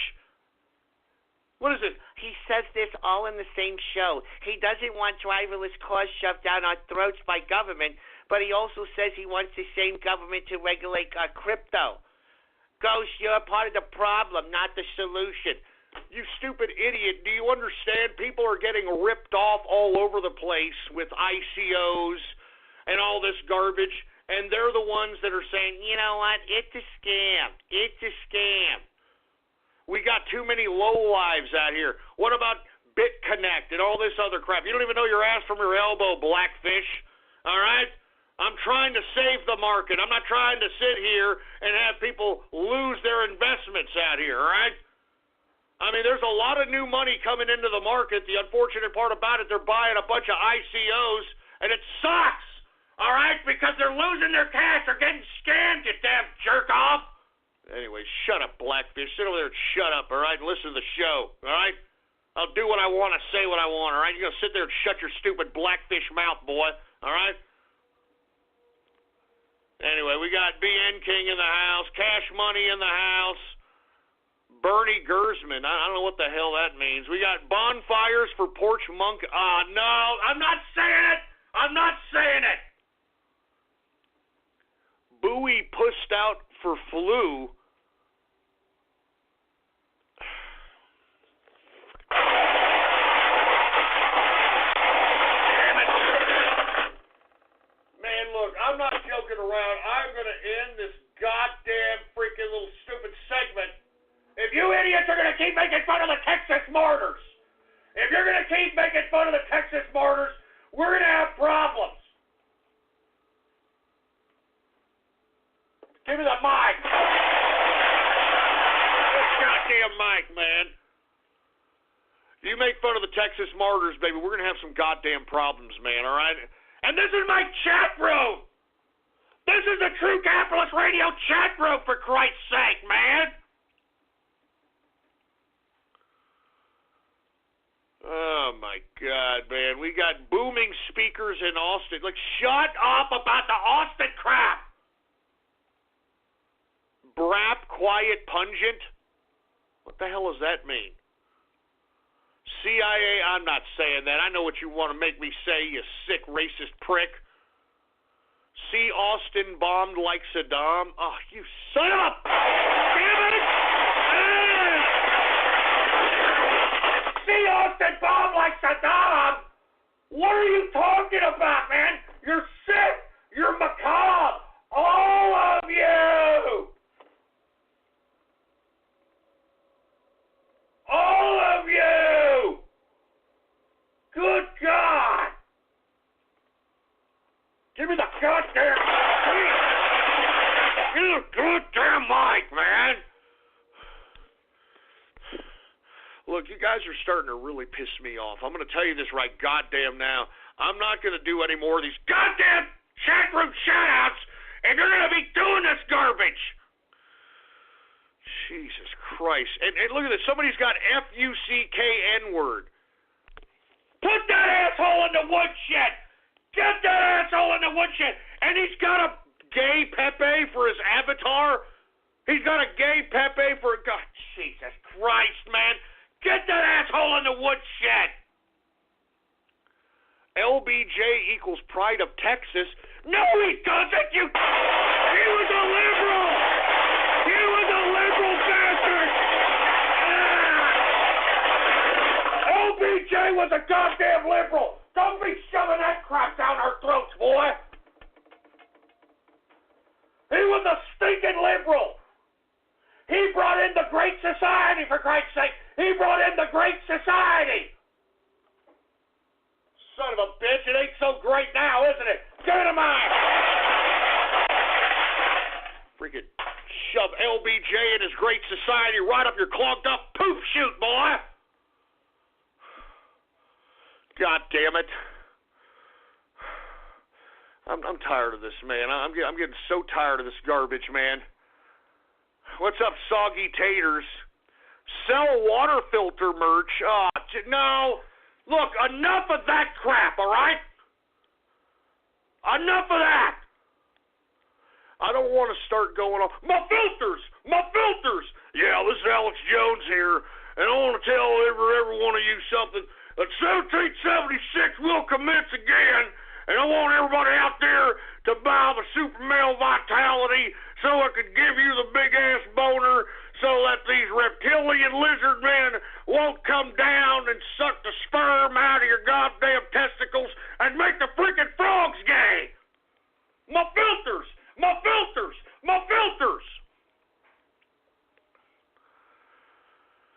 Jesus Christ, man. Look, I'm going to move on. You people, you guys in the you're not, it's not even the inner circle. It's the True Capitalist Radio Tard Chat. It's the fucking Tard Chat.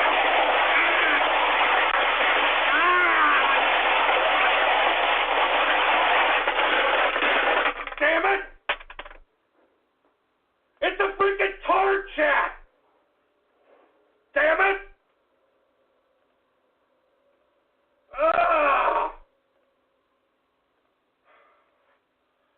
I'm moving on. You know what? Screw all you. You know what? Implement chat room martial law on these assholes right now. Implement chat room martial law. Give it a mic.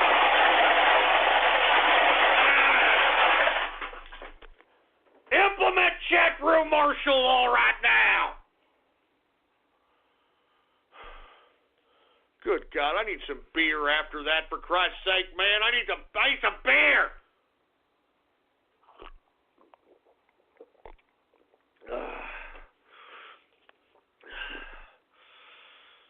Let me calm down. It's my chat room, man. It's my freaking chat room. Anyway, look. Let me move on, I guess, to the goddamn Gab shout-outs, right? I guess everybody wants a goddamn Gab shout-out now, after I've been humiliated by my own chat room. For everybody that wants a goddamn Gab shout-out, all you've got to do is go to my Gab account and scroll down and like the post that states, True Capitalist Radio is now live. Listen in.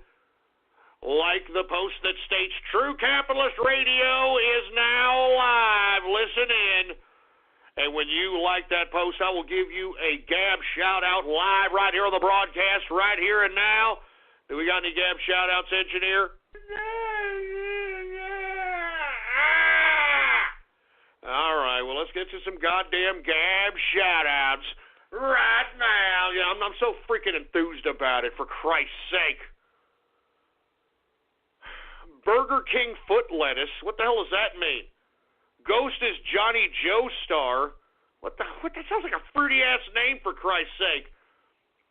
Operation Spilt Johnny Walker. Look, don't even kid around about that, you piece of crap.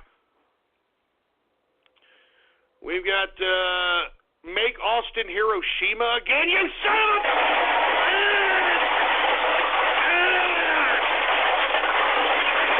Stop talking about that crap. Stop it. Stop it, or I'm ending chat room shout-outs, man. That ain't right, man. You assholes are macabre, man. You're freaking macabre. Oh. Give me the mic. Man, you're freaking macabre, man, talking about the freaking Austin bombing, for Christ's sake.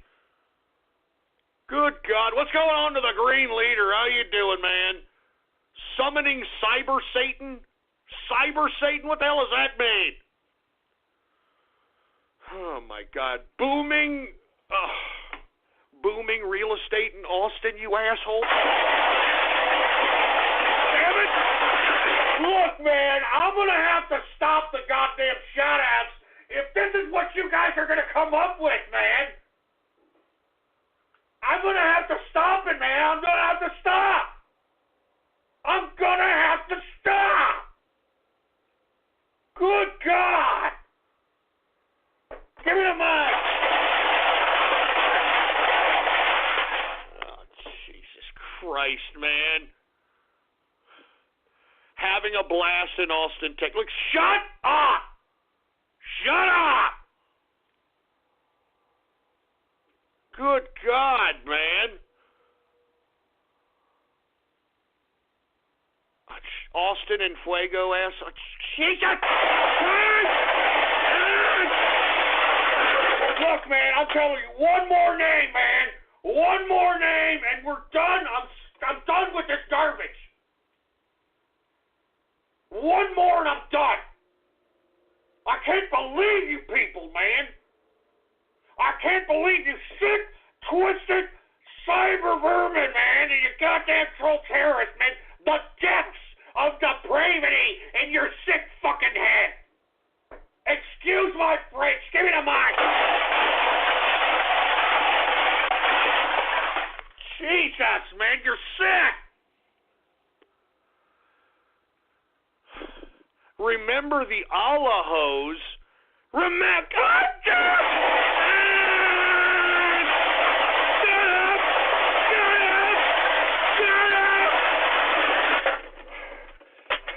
If it's not Austin, you're making fun of the Texas martyrs. Oh my God, I'm done. You know what? Shut up. Shut up. All of you out there, just shut up. I'm quitting the goddamn shout-out crap. I'm quitting this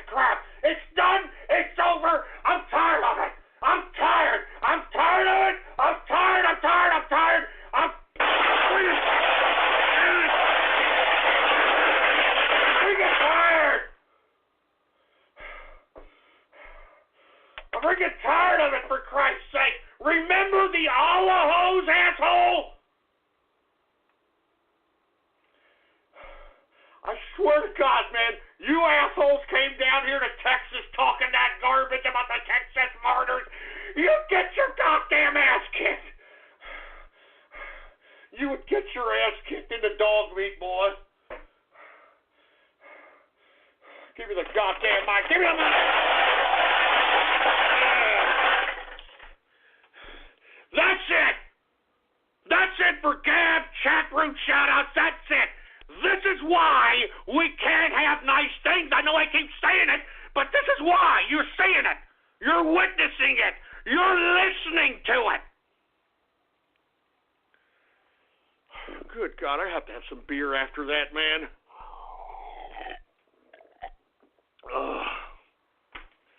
This is what I get, man, for trying to make the show just a tad bit interactive. Just a tad bit interactive, man. I'm going to be honest with you guys, man. Every goddamn day I do this broadcast, you shock me more and more. The depravity that you idiots go into is beyond my goddamn comprehension, man. It's beyond my and look at them in the chat room. They're laughing. These faggots are laughing.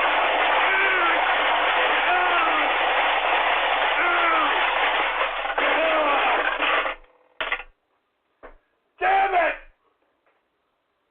Damn it! And you're making me say all kinds of freaked out crap. Oh, God.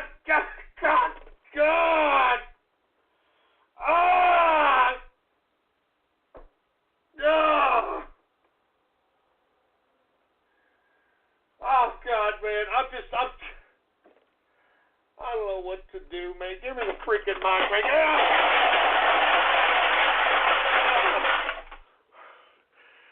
Man, I don't know what to do, man. I mean, you guys, oh, my God. I'm done, man. I'm so done. I'm not paying attention. I'm not paying attention. You all can go shove it up your ass. I'm not paying attention to the chat room. I'm not paying attention to the Gab, all right? I'm not paying attention to any of you idiots. Freaking assholes. I mean, do you understand, man, that this goddamn show is serious business? I mean, I've got production notes right freaking here that I handwrite myself. And I'm just going to move on with the goddamn broadcast instead of messing around with a bunch of butt monkeys like you.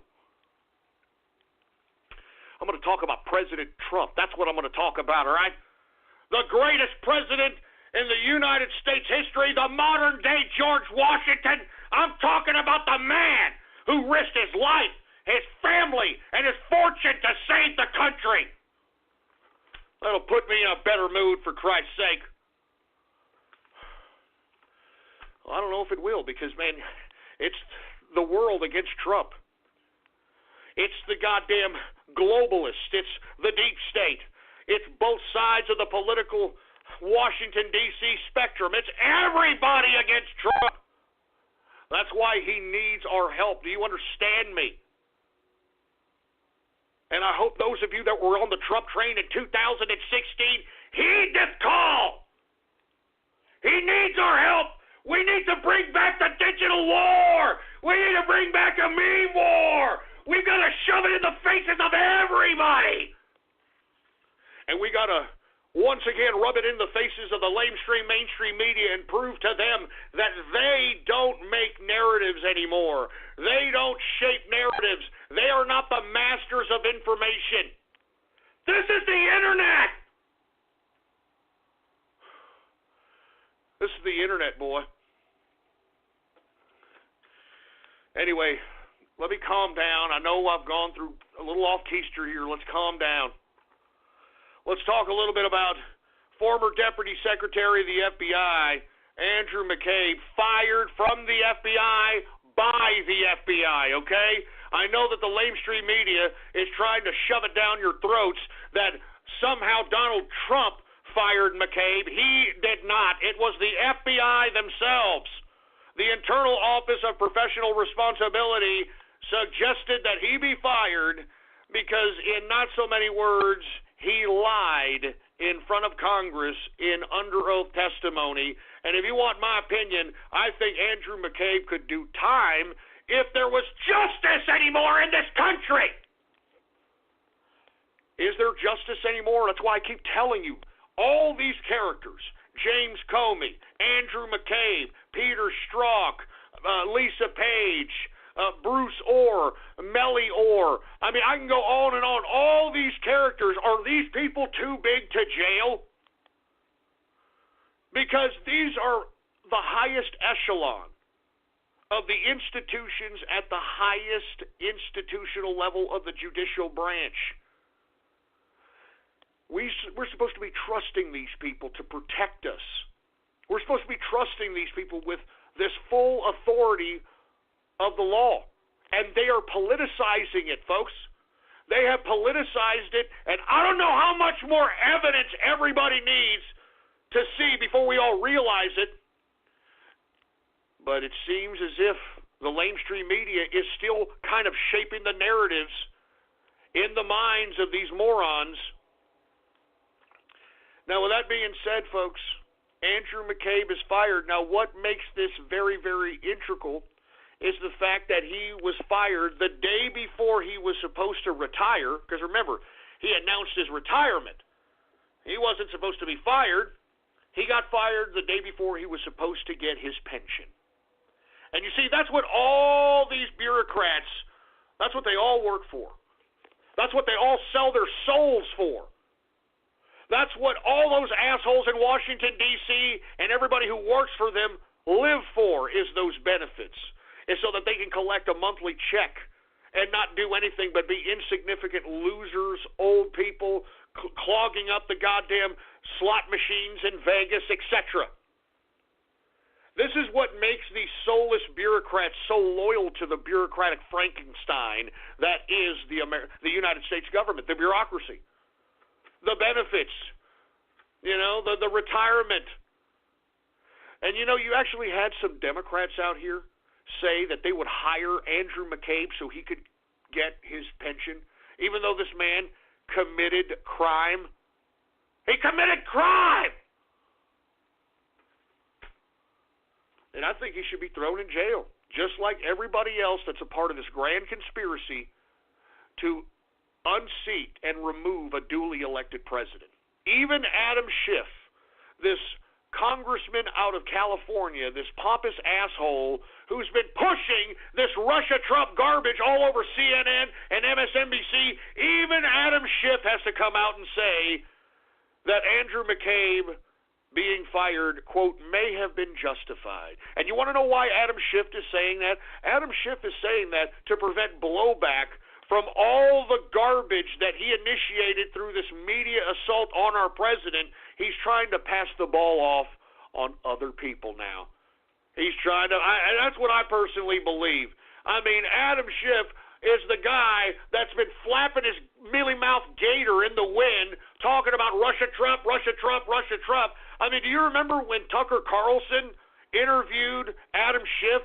And Adam Schiff, just because he was getting questions that Adam Schiff couldn't answer from Tucker, he accused Tucker of carrying water for Putin, for being a paid agent for Putin. I'm not joking. This guy, Adam Schiff,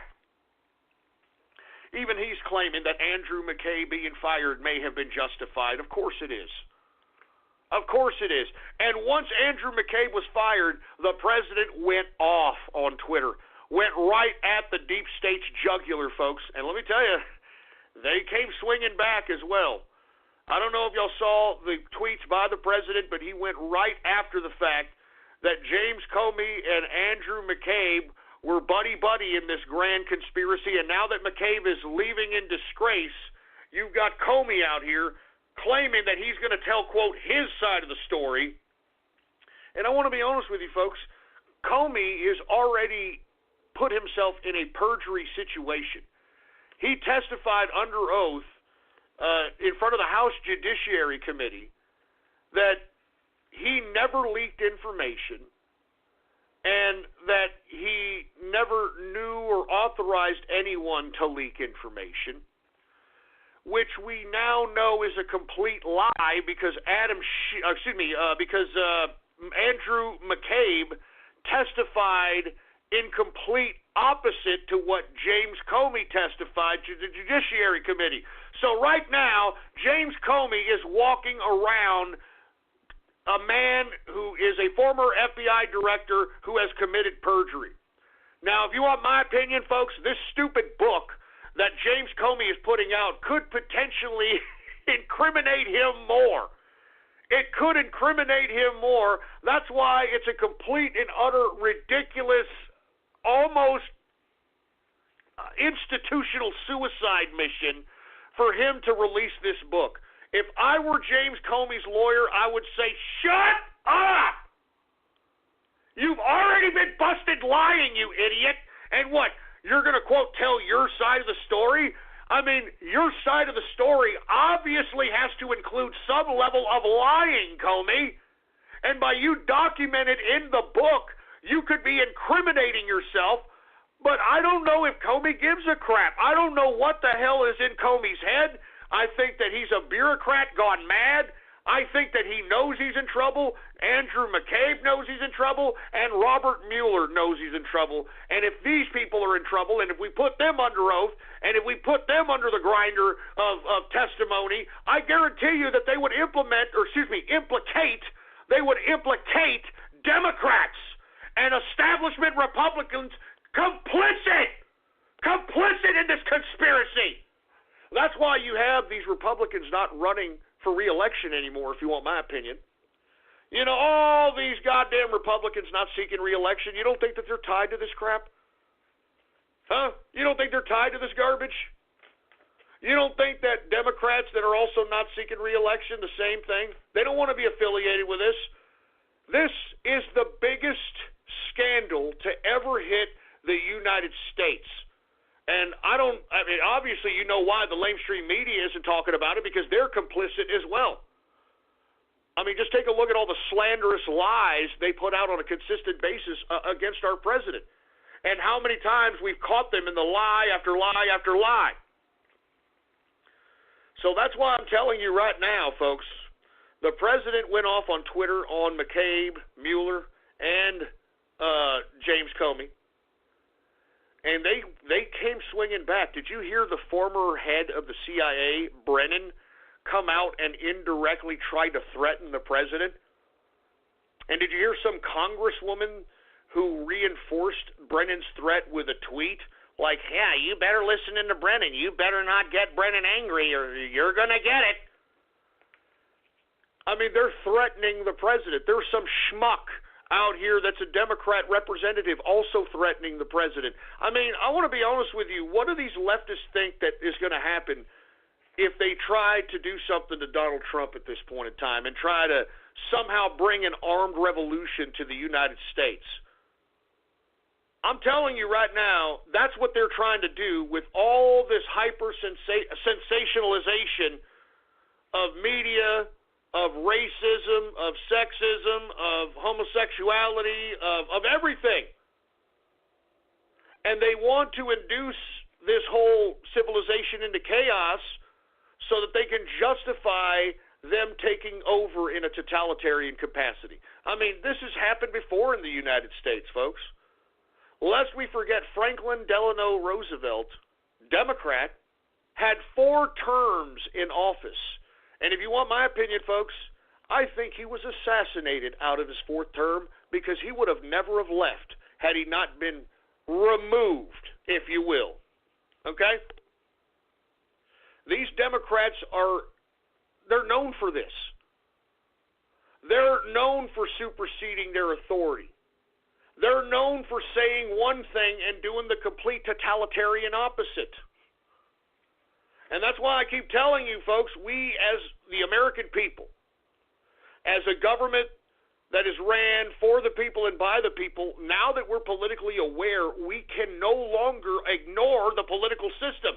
We must participate in the political system. I mean, we proved in 2016 that we can change the system. We proved it. In 2016, we proved it. But you got to do something. You got to go out and have that same fervor, that same spirit of 2016. We've got to do it. Or the deep state and these criminals in Washington, D.C. will defeat everything we built, all the energy, all the effort that we conducted in 2016 for nothing. That's why I can't stop. That's why those of us in the inner circle and those of us that are in the True Capitalist Radio chat room are conducting political operations.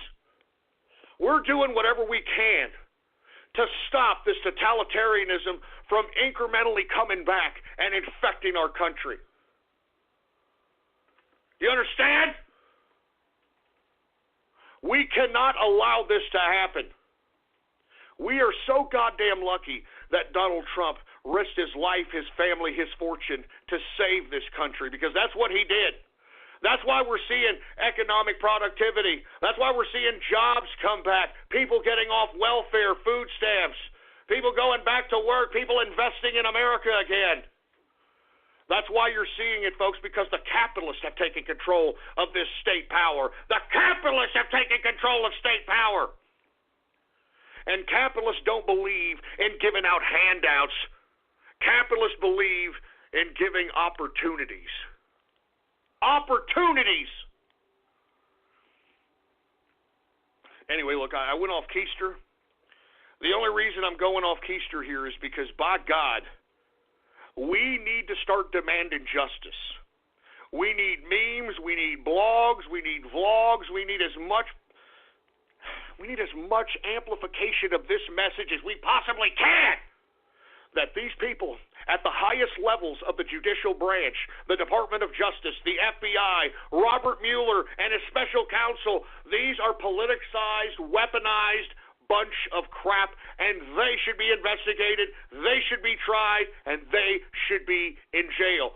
We need to demand justice for these people that have abused our institutions of government. Every one of these characters, McCabe, Strzok, Page, Orr, Comey, Mueller, these people have jeopardized our very institutions of government because they think that they can control us. They think that they can utilize these institutions, the Department of Justice and FBI, to suppress the people's will, to suppress the people's vote. And that's why we gotta stand up. We gotta stand up and show them that we're not going to accept any more of this goddamn crap. No more experienced politicians. Don't you people understand? Experienced politicians got us here. Experienced politicians got us here, for Christ's sake. It's 2018.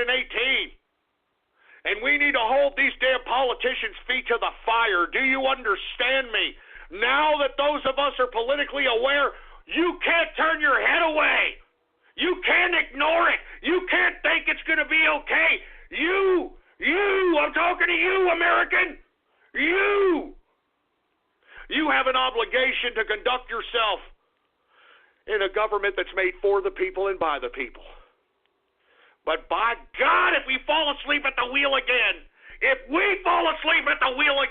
there's no turning back. We're done. The next time we take our eyes off this wheel, we're done. America's over. It's finished.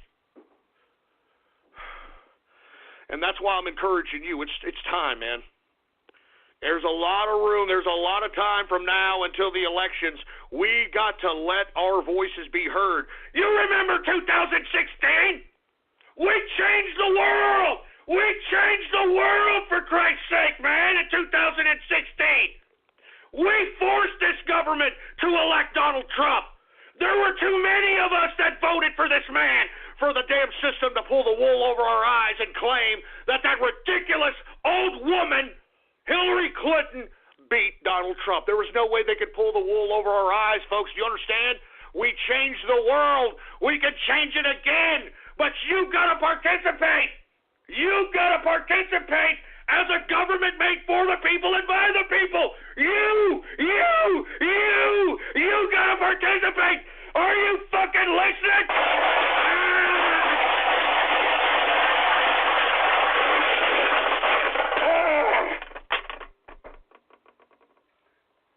You got to participate. Listen. We did it before, and we can do it again. But it's up to you. It's up to you to conjure up that spirit. It's up to you to conjure up that meme magic. That meme magic. It's up to you to conjure that up. It's up to you to perpetuate it.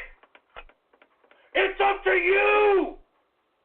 So do it!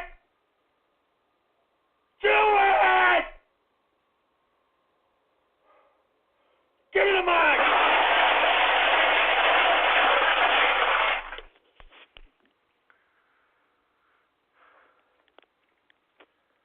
Jesus Christ. We are now in the third and final hour of the True Capitalist Radio broadcast. And, of course, I'm your host, the man they call Ghost, yada, yada, yada. Look, I'm serious, man. We've got to conjure up the spirit of 2016 again. Our president needs us, goddammit. Our president goddamn needs us, man. And you know what's sad? Is that even though those of us can see the blatant abuse of power, the blatant politicized, weaponized institutions of our government, the DOJ and the FBI, even though we can clearly see this corruption, this criminality, you've got Democrats and Republicans threatening the president not to fire Robert Mueller. Not to fire Robert Mueller, for Christ's sake. And everybody is shocked that this doll hair sporting piece of blowhard trash, Trey Gowdy, is actually telling Trump not to fire Robert Mueller. Of course. This is what establishment trash does. And I've always told you, it's Trump against the world, man.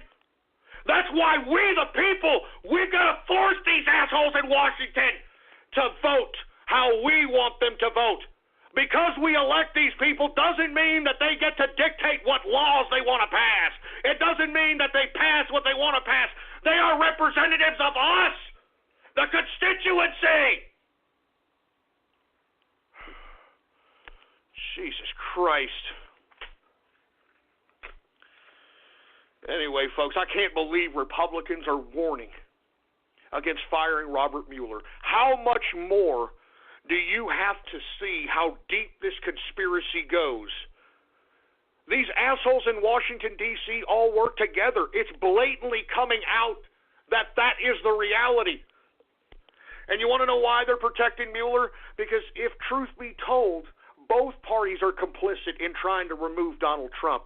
Both parties are complicit in all this dirty crap. That's why we have to continue the narrative. That's why we have to continue the memetics. We have to continue posting the articles. We've got to continue to discuss the facts and the truth.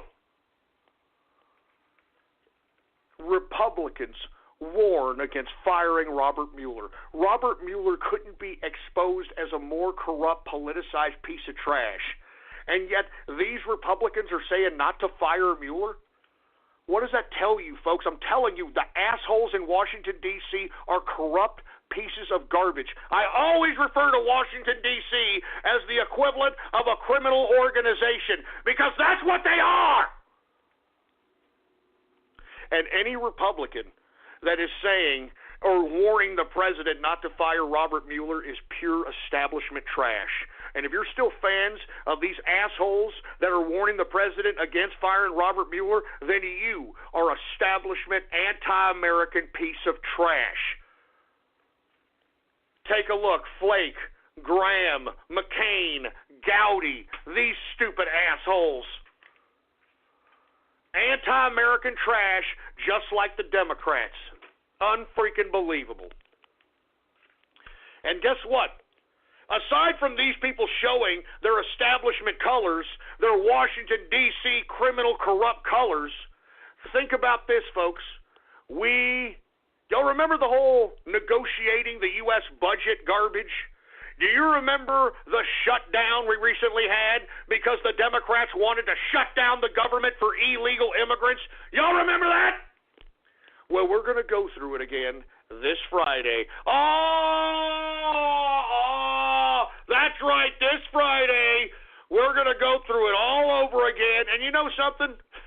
This goes to show you that the Democrats don't mean anything for anybody. They're all about their own totalitarian power. They're all a bunch of totalitarian freaks. Here you have the president initiating a DACA deal, okay, in which he would grant 1.8 million, more than doubling the 700,000 or 800,000 that they were proposing in their first proposal, the Democrats. Trump is offering 1.8 million people a path to citizenship so long as there is funding for the wall and elimination to the lottery immigration system and limiting chain migration to spouses and children. And you know what? The Democrats don't want to do it. The Democrats don't want to do it, and you want to know why? Because they don't care about anybody but incrementally bringing in more and more totalitarianism so they can control more and more people's lives, more and more people's livelihoods. I mean, this is what all these people are all about, man.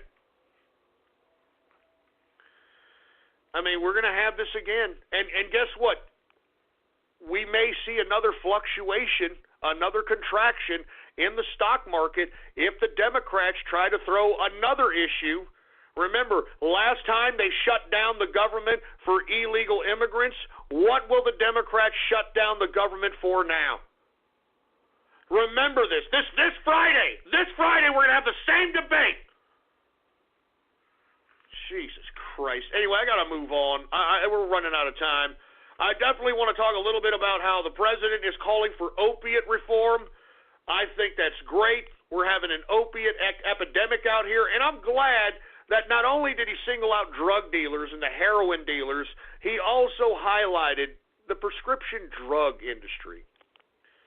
I mean, I want to be honest with you folks. I think that something needs to be done about the prescription drug industry because, in my personal opinion, I have never seen so many people popping so many pills in my life. That's why I alluded to the fact at the beginning of the broadcast, when I was growing up, I didn't see old people taking all kinds of pills and doing all this, and these people would literally, I'm serious, folks, I mean, I saw old people back when I was growing up eating T-bone steaks, eating sirloin steaks, fried chicken, apple pie, all this stuff, and they weren't all hooked up on drugs.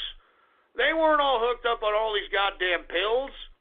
And that's what I'm saying, folks. I mean, pills work your liver worse than actually drinking a few beers, for heaven's sake, man.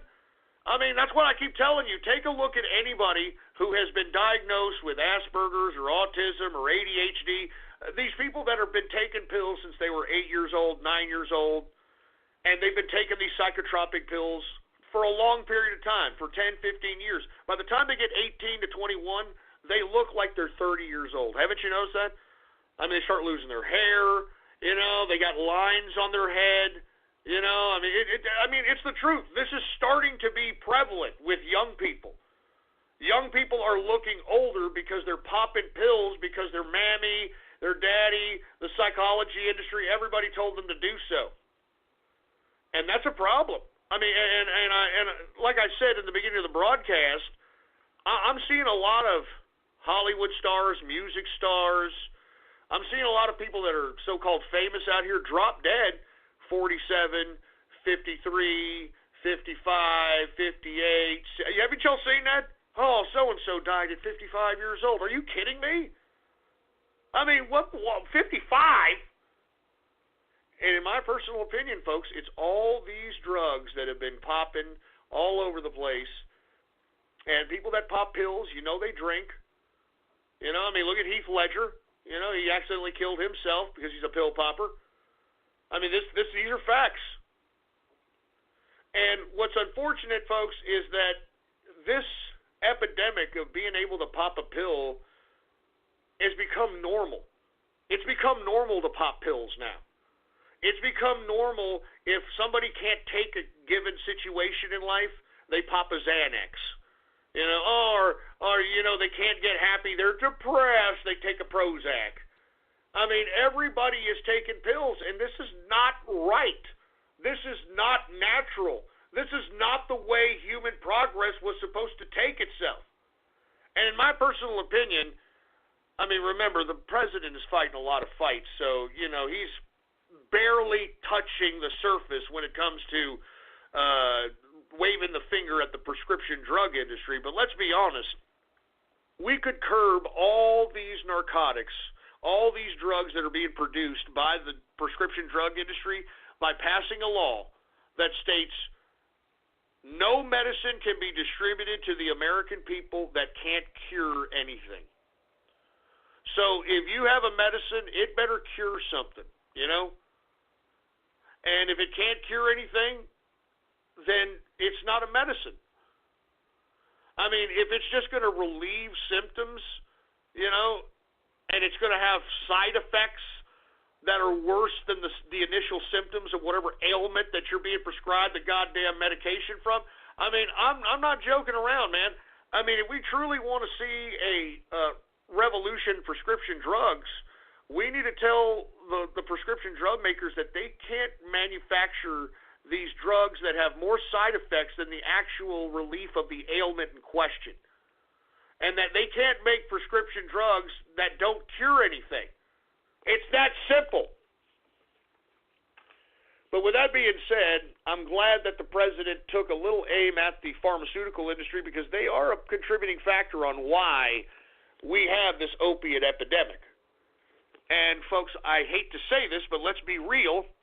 Ever since we entered into Afghanistan back in 2001, take a look at the progression of opiate users in this country.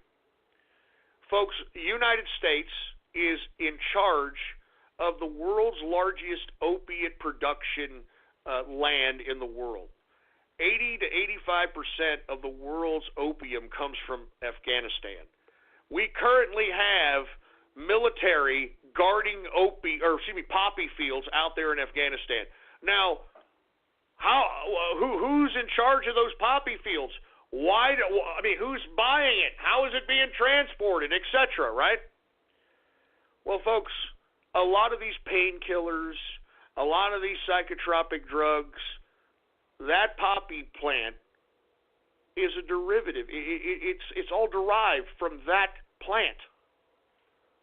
So it's not a coincidence that we went into Afghanistan, took control of 85 to 90% of the world's opium, and since we're there, we're using it for something, right? Oxycontin, right? What was it? Vicodin, right? You got that lean, hydrocodone, sipping on the lean. All these different goddamn opium, barbiturate, antidepressant medications. Who do you think has control of the poppy fields in Afghanistan, man? Where do you think it's all going? It's going into the pharmaceutical companies, you morons. They're the ones putting it in these medicines, for heaven's sake. And we wonder why we're having an opiate epidemic. Regardless of how you dispense the opiate, if you put it in pill form or not, people are going to get addicted. People give these pain pills of Oxycontin. They take an Oxycontin. What do they call it out there in the Ozarks? They used to call it hillbilly heroin. Now it's an epidemic. And when they no longer have pills, when there's no more pills to be had, where do they get that high? They tap the main vein, baby. They tap the vein, and they shoot heroin. And this is where we have this epidemic. And we're having a lot of people OD.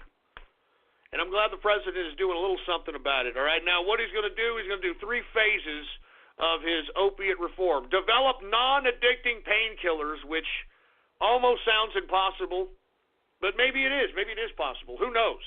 All right, who knows? Curb the problem over overprescribing. Overprescribing drugs is pretty much the culprit in having people addicted to these opiates, having people addicted to OxyContin, Vicodin, hydrocodone, morphine, etc. You know what I'm saying? So curb the overprescribing that many doctors do, because if you have spare medication in your medicine cabinet, somebody's going to get it, and somebody's going to use it outside the initial medicinal use. That's just how people are today, for Christ's sake, especially kids. Folks, I just covered a couple of shows ago that kids are now playing the, quote, choking game to get high. They're choking themselves to get high. I'm just saying, man, I mean, this is a true epidemic. If you've got spare medication in your house, I'd keep it under lock and key, especially if you have a brat that ain't doing nothing and that don't have any parental supervision for a few hours. You understand what I'm saying? And anyway, last but not least, death penalty for drug dealers. Now, I know that the lamestream media is like, oh, my God, death penalty for drug dealers. Oh, no.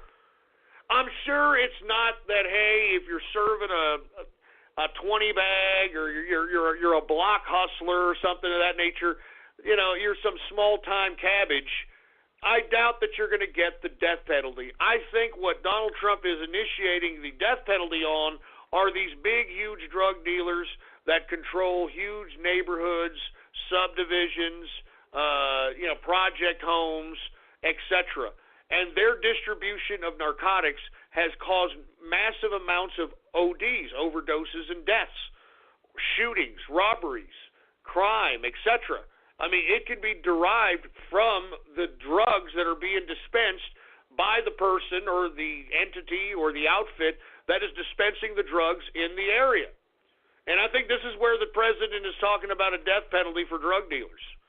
All right, because, causing a lot of death, a lot of destruction. And, if they could be tied to several different overdoses, several different deaths, I think this is where the prosecution with the intention of death penalty comes in. So, for all you damn idiots in the lamestream media trying to claim that Donald Trump is the equivalent of goddamn Rodrigo Duarte in the Philippines, you're once again spreading fake news! Fake news! Now, I want to be honest, I want to move on and talk about the Austin bombings, but after the goddamn chat room and Gab shoutouts, I don't even know if I want to talk about it anymore, for Christ's sake. You macabre bastards! I don't even know if I want to talk about it. But yeah, there's a fourth bombing, folks. We've been talking about bombings in Austin, Texas. The earliest one happened in March 5th. Then we had two more bombings that happened about a couple of weeks later. And then yesterday, a fourth bombing. This bombing was different than the first three. The first three bombings were actually packages that were hand-delivered to the person's front door. When the person saw the package at the door, they opened it up. It was a directional blast to kill anyone who opened the package. This particular blast was a tripwire that was hidden within a certain area of the neighborhood that was potentially tripped by people that were biking along a given path. And according to reports, it injured those two people, and they're considering a tripwire scenario based upon the forensic evidence of the blast itself. Now, with that being said, now the Austin Police Department is finally admitting that they have a serial bomber on their hands here. They got a serial bomber. According to the initial press conferences, the Austin PD chief, or I believe the spokesperson, whoever the hell that is, the Austin PD spokesperson has suggested that the materials that were created with the bombs on all four cases, the materials match with one single bomb-making culprit. So we are dealing with somebody that's kind of the equivalent of the Unabomber. Y'all remember the Unabomber? Ted Kaczynski, for Christ's sake? The thing about the Unabomber, they couldn't catch him for like almost 20 years. And it wasn't until the Unabomber finally started getting a little brazen and started, mailing the feds, and he mailed that ridiculous manifesto to all the major newspapers from New York to L.A. When he started getting cocky in that capacity, that's when he got busted, I mean, bomb making and bomb makers are very, very hard to catch. Even if they do put certain materials and elements and signatures within their bomb-making process, it's very hard to catch these people. The only reason that Ted Kaczynski, the Unabomber, was caught was because when this idiot sent his manifesto to the L.A. and New York newspapers, and it was published nationally, the guy's brother recognized this guy's rhetoric. I mean, the Unabomber's brother recognized his rhetoric, called up federal authorities, and found him, and, there it is. The rest is history. So, since the APD, the Austin PD, has acknowledged that they have a serial bomber on their hands, like I said at the beginning of the show, I think the Austin Police Department is trying to utilize the strategy that the police chief during the D.C. sniper shootings did in an attempt to kind of suck out the culprits of those shootings. And what this chief did back then was encourage the D.C. sniper shooters to call and make contact with the police, etc. And that's exactly what happened. I mean, eventually the D.C. snipers started calling, leaving certain messages, and they got cocky and kept calling, and they finally pinpointed a general vicinity in which these people were at, and as a result, they caught them. So these types of culprits who do these types of things are kind of hard to catch. So I think it's an interesting strategy being employed by the Austin Police Department, trying to offer an avenue of communication with the actual bomber. So we shall see what happens here. I mean, now people in Austin should be a little on edge, man, because, whoever's making these bombs isn't an idiot. And as I've stated, you have to think about a bomb-making process, okay? First of all, you've got to create the bomb, okay? You've got to create the bomb. Now, this isn't a radio-transmitted bomb. This isn't a bomb that has one of those long TNT lines and you kind of push down on a there's none of that stuff. So what you have to do is you've got to separate two different. Well, I shouldn't even be saying this. Is probably illegal, for Christ's sake. Anyway, you have to design the bomb, okay?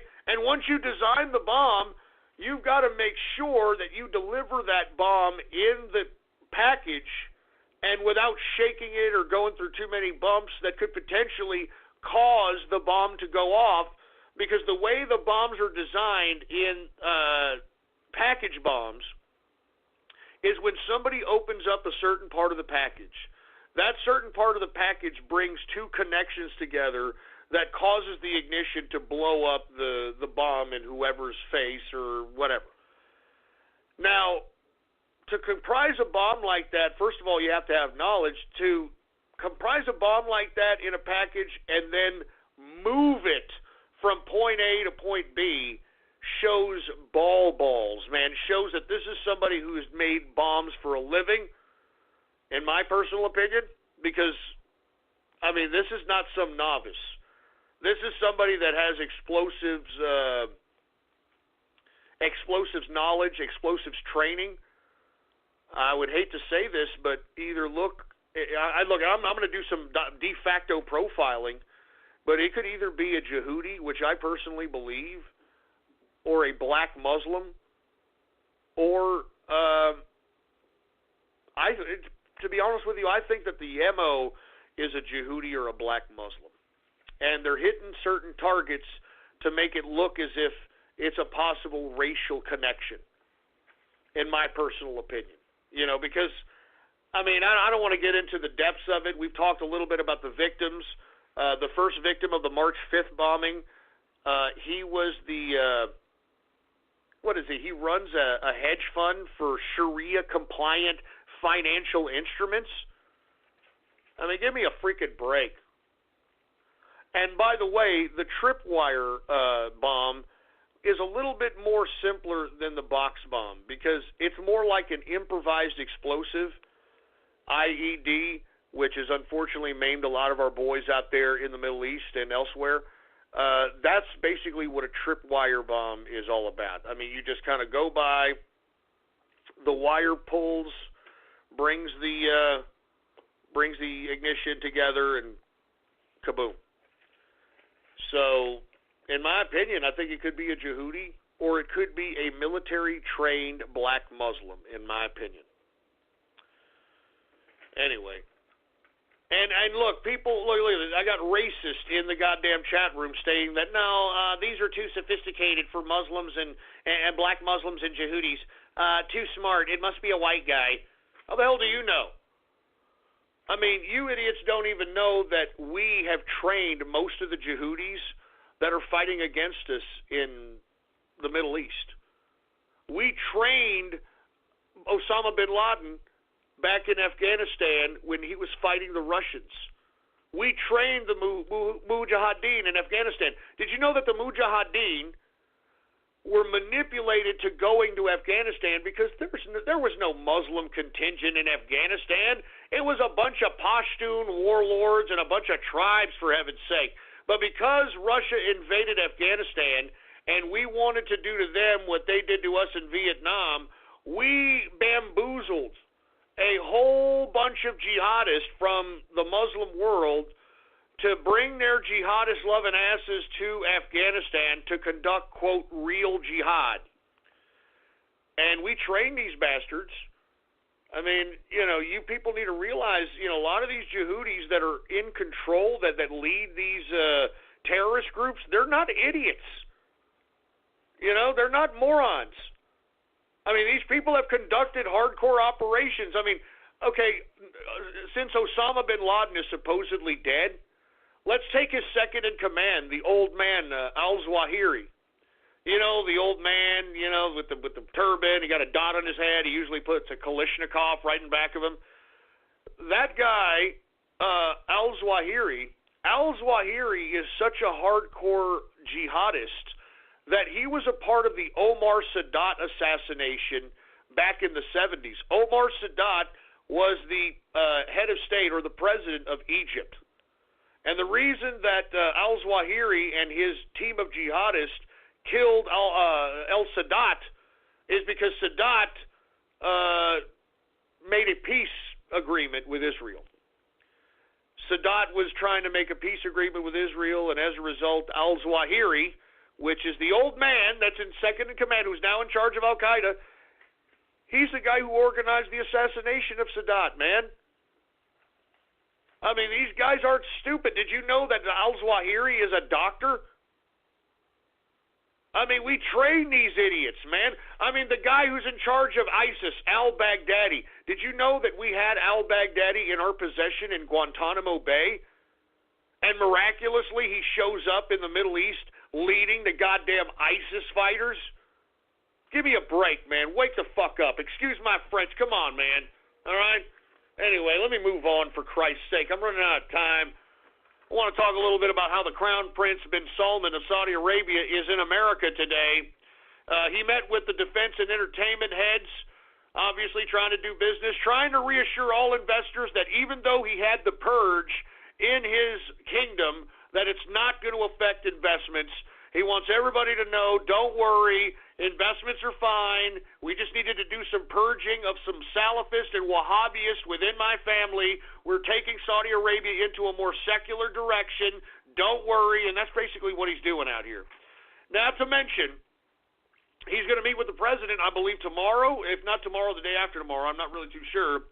But I think he's going to press the president for some weapons, and he's going to try to, talk and maybe do some wheeling and dealing out here. The one thing that he is going to emphasize, and watch, it's going to be the headline tomorrow, that Iran is going to be put on notice by Crown Prince bin Salman. He's already said that if Iran pursues nuclear weapons, that Saudi Arabia will pursue nuclear weapons. So, I mean, What did I tell you? What did I tell all of you right after Trump did those Syrian cosmetic strikes right after that so-called chlorine gas attack? Y'all remember that? Many of you started hopping off the Trump train after that. I told you he did that to appease the deep state and the media. And what did he hit in those Syrian strikes? He hit nothing but Iranian positions, for Christ's sake, you morons. Good God, in an empty airfield. And do you remember the day after everybody was kissing Trump's ass after he made those cosmetic little airstrikes? And what did I say in the shows after that? I said that the new foreign policy, the new international relations foreign policy of America is to pit Saudi Arabia against Iran in a grand-scale Arabian war to finally first solidify who's going to be in charge and take over the Middle East. And secondly, let's be honest, we're killing 80 birds with one stone here. Instead of these Yehudis coming to our country and causing terrorism on us, they're going to be called out of a religious jihadi calling to go to the Middle East to fight for their Shia or Sunni side of jihad. And to be honest with you, I mean, we've got over, 1.2 billion Muslims? And as I stated, even if just 10% of that 1.2 billion Muslims, even if just 10% of them are extremists, are terrorists, do the math. That's a lot of jihadis. That's a lot of terrorists. How are we going to get rid of them? You have to get rid of them through these international relation strategies, folks. Do you understand? And as I stated, I know this is sick. I know this sounds like, oh my God, Ghost, you're just not caring about human life. Bruh, this is how foreign policy makers create foreign policy. If you ever go to school for international relations or foreign policy, your professors, that's the first thing they're going to tell you. They're going to say, we're going to discuss policy, and millions of lives lost, it's not going to be that big of a deal. We kind of just have to, the numbers have to work on our favor.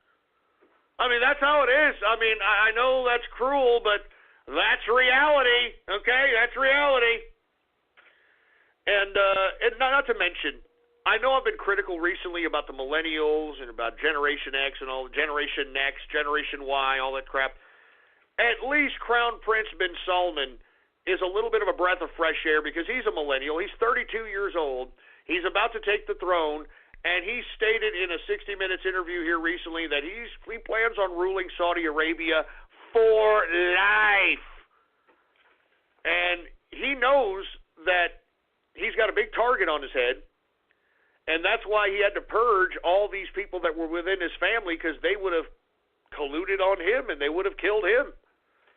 Very, very interesting what's happening in Saudi Arabia, and I'm glad that a millennial is coming into power and it's going to secularize Saudi Arabia. It's going to secularize Saudi Arabia. We don't need all this Wahhabist, Salafist, extreme Yehudi crap. We don't need it anymore. Anyway, props to Mohammed bin Salman. Hey, man, holler at me, man. Holler at me. We'll go smoke a hookah. Even though I don't smoke hookah, I smoke cigars. But either way. Anyway, Putin, let's talk about Vladimir Pooty-Poo. Vladimir Putin wins the re-election with almost 80% of the vote. I mean, give me a freaking break, man. Who believes this? Who believes this crap? Anyway, Operation Spilt Vodka is still in effect. Believe it or not, it was people that were connected with Operation Spilt Vodka that were able to obtain the footage that's circulating across the internet and across many different media showing ballot stuffing in massive capacity in Russia. So, yeah, it's no wonder why Pooty-Poo won with almost 80% of the vote. And not to mention, he barred anybody from the election that could be competition. I mean, this guy is a communist. I said it. I always said it. I always said Putin was a goddamn commie that was at the bottom of this whole New World Order crap. I told you. I told all of you. And at the time that I was saying it, people were like, Ghost, you're lying. You're lying. Well, lo and behold, I just rubbed that in your goddamn face, all right? Now, even though Pootie Poo has been flexing nuts at the world recently with his whole super nuke and all this other crap. He came out in his so-called his so-called election win speech and said, I don't want an arms race with the West. I don't want arms race. Leave me alone. Wait a minute. How come you're flexing your nuts with that ridiculous animation that looked like a happy merchant, that super nuke? Why are you flexing nuts and at the same time trying to claim that you don't want an arms race? I'll tell you why he's saying he doesn't want an arms race, because he can't have one. I keep telling each and every one of you that the Air Force, their plane building capability sucks. Just Google Russian plane crash and take a look at all the plane crashes that have happened in 1 year. I'm talking air jets, fighter jets. Recently there was a plane crash that was a Russian plane that, I don't know how many tons of gold it was, bars of tons of gold, I'm not joking, crashed, and in the crash it exploded these damn bars of gold everywhere, and they're having a hard time finding them. This is Russian technology! And you mean, Pootie Poo, you're going to scare somebody with your so-called ridiculous 2-bit animation of a goddamn super nuke? Shove it up your goddamn vodka-drinking, mouth-breathing, goddamn Ruski ass!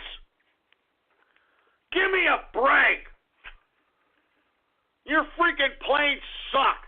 That's why you don't want an arms race with the West, because we'll beat your Ruski ass! You know it, and everybody knows it, Pootie Poo!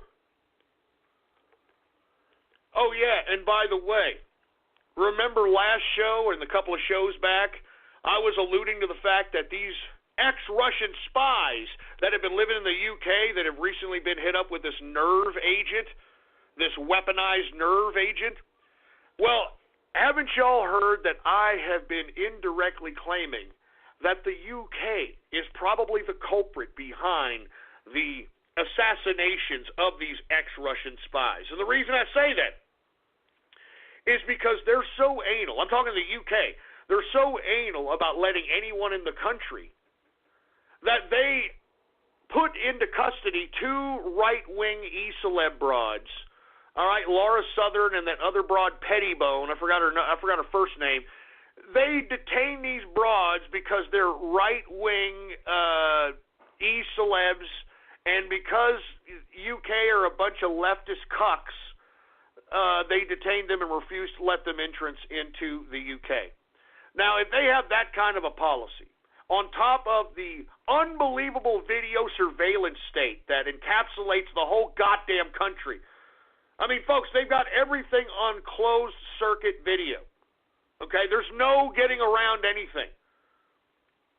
And on top of that, their customs is pretty rough, too. I remember I was going to send something to somebody in the UK, and they're like, nah, the customs might think it's this, and believe it or not, the customs is so corrupt out there in the UK.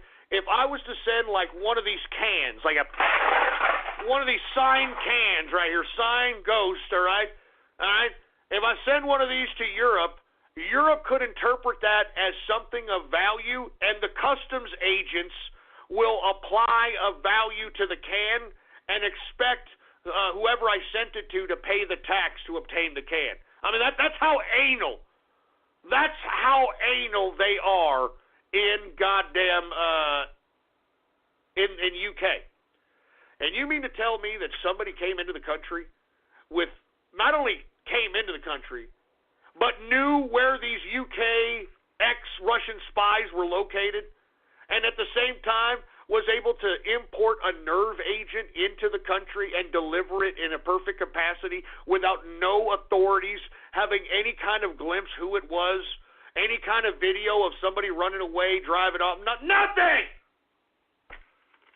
Well, guess who's claiming that it was the UK that killed these ex-Russian spies? Russia themselves. Oh, that's right, folks. Russia themselves is directly claiming the UK for killing these ex-Russian spies. And you want to know why? Because I'm sure that's the truth. I'm sure that's the truth, folks. Remember, the guy that comprised this whole Russian dossier was Christopher Steele. Christopher Steele is ex-MI6, which is the equivalent of the CIA in the UK. And his specialty in the MI6 was Russia. You don't think that he possibly used these two ex-Russian spies as assets to accumulate data for this ridiculous Russia-Trump dossier? And by the way, there would be a reason why they would kill these ex-spies if they did participate. We know that the first one who was poisoned was working with Steele on this Russian dossier. So we know that for a fact. I mean, why would Christopher Steele or whoever in the UK want these Russian spies dead? Because it would directly implicate the MI6 and the UK complicit in this whole conspiracy with our DOJ, with our FBI, with Robert Mueller in this grand conspiracy to remove a president. And let me tell you, if it turns out that these limey bastards tried to remove our president, I say that we hit these goddamn limey bastards where the sun don't shine. I'm not kidding around. How dare these sons of bitches? I mean, the more and more evidence that comes out, that's what it looks like, folks. It looks like that. Who else could touch these Russian ex-spies living in the UK? Who else could touch them? Who else could smuggle in a goddamn nerve agent? Who else would have the knowledge to weaponize it in a powdery capacity? Who else would be able to deliver it without poisoning themselves besides somebody that was in the country, that's in the UK, etc.? That's all I'm going to say. That's all I'm going to say, and I'm telling you, I have a different look on Britannia at this point, because it's starting to look as if Britannia has a humongous hand in this Russian dossier, and if that's the case, then we need to start rethinking who the hell our friends are in the United States, in the foreign policy, in the international stage.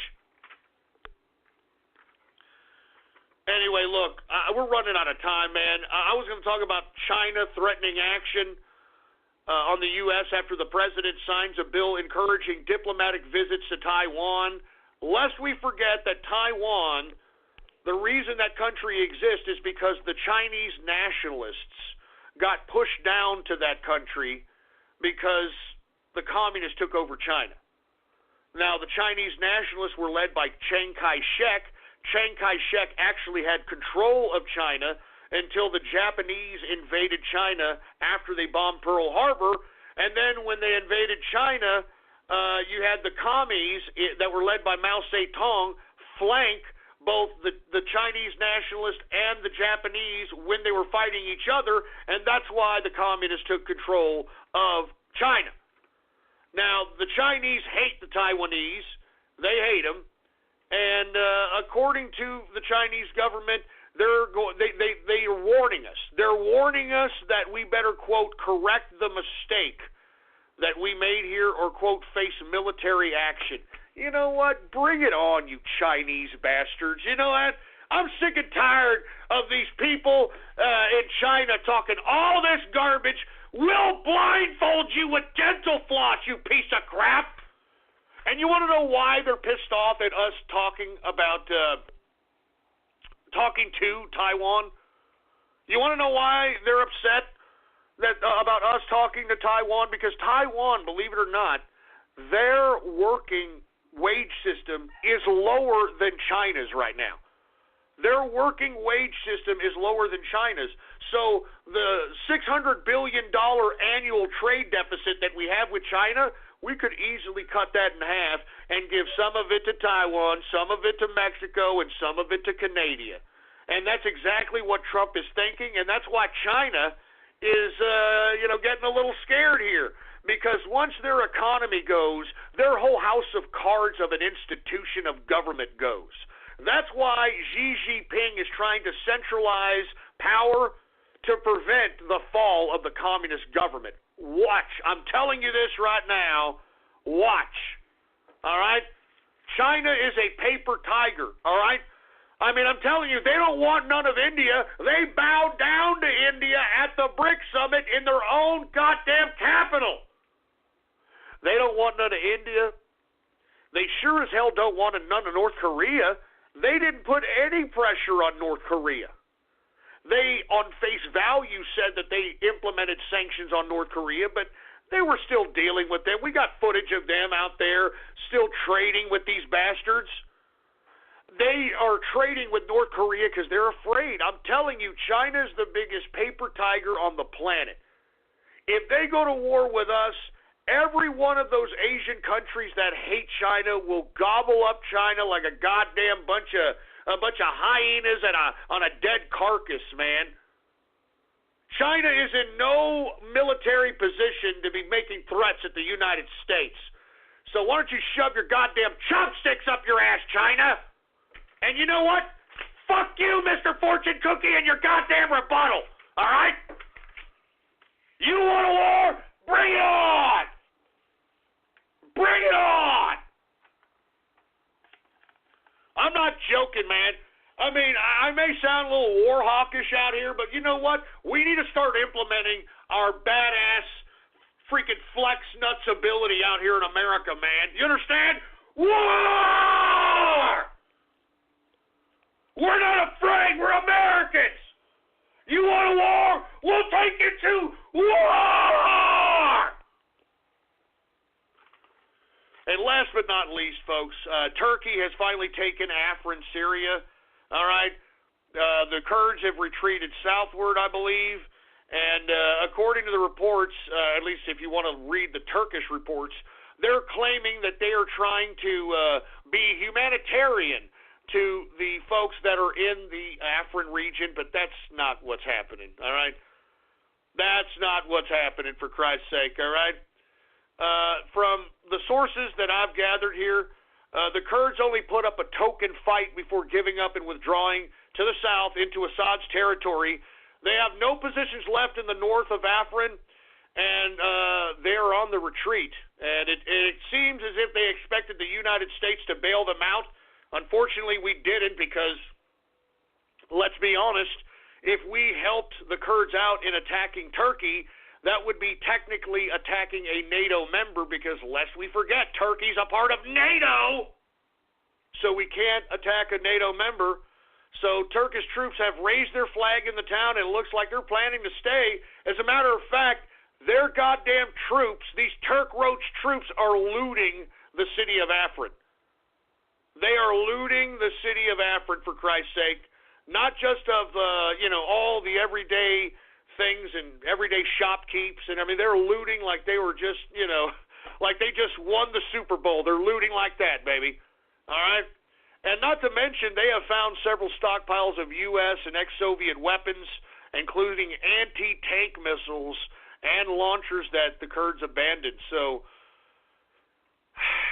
what did I tell you? What did I tell each and every one of you what Erdogan was going to do?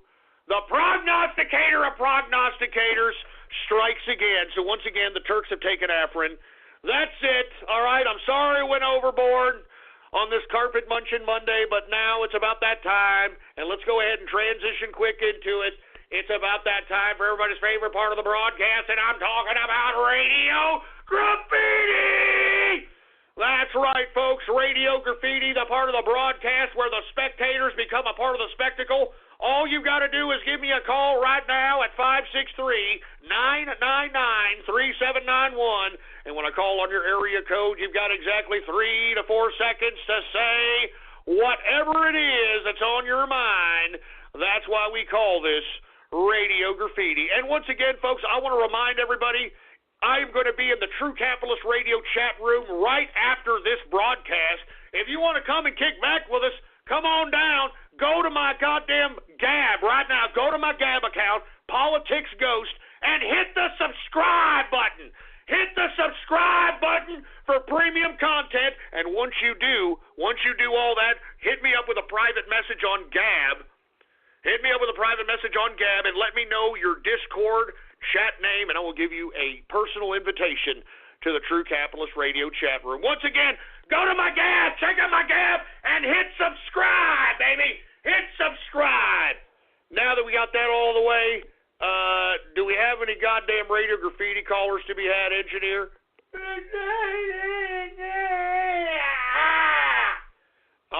Well, let's go ahead and get to some radio graffiti callers right now.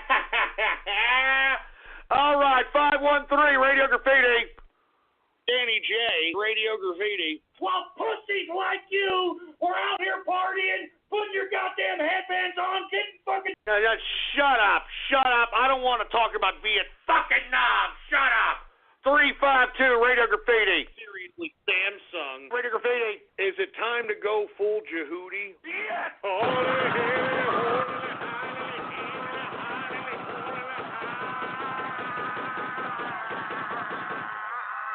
Allah Akbar. But is it time to go full Jehudi? Go shove it up your ass. Shove it up your ass. Shove a goddamn Jehudi right up your goddamn mouth, your migrant mouth-hugging ass, you son of a bitch, man. I got your Jehudi. Give me the goddamn... I got your goddamn Jehudi, you son of a bitch. 256 Radio Graffiti. Well, good evening, ladies and gentlemen. This is J-Man Capitalist birthday.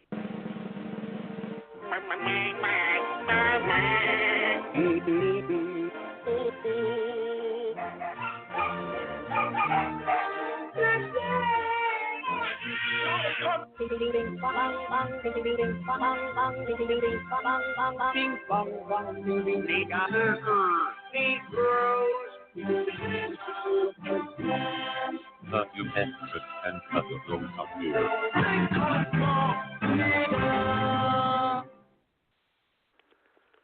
What the hell kind of remix was that? Screw you, asshole! I don't care if it's your birthday, for Christ's sake.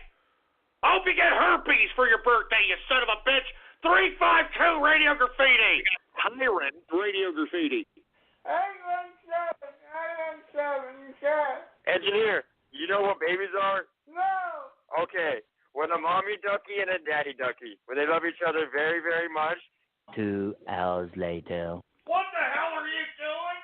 Fuck you, boo-boo. What the hell? Who out there on the internet is corrupting this poor tard? You should be ashamed of yourself, engineer. You understand that? No.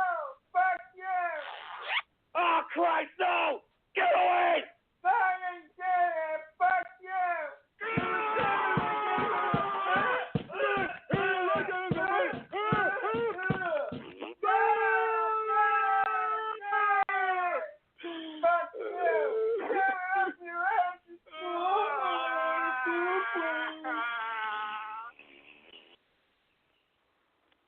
Did you just have the engineer rape me, you sick freak? Damn it! God damn it!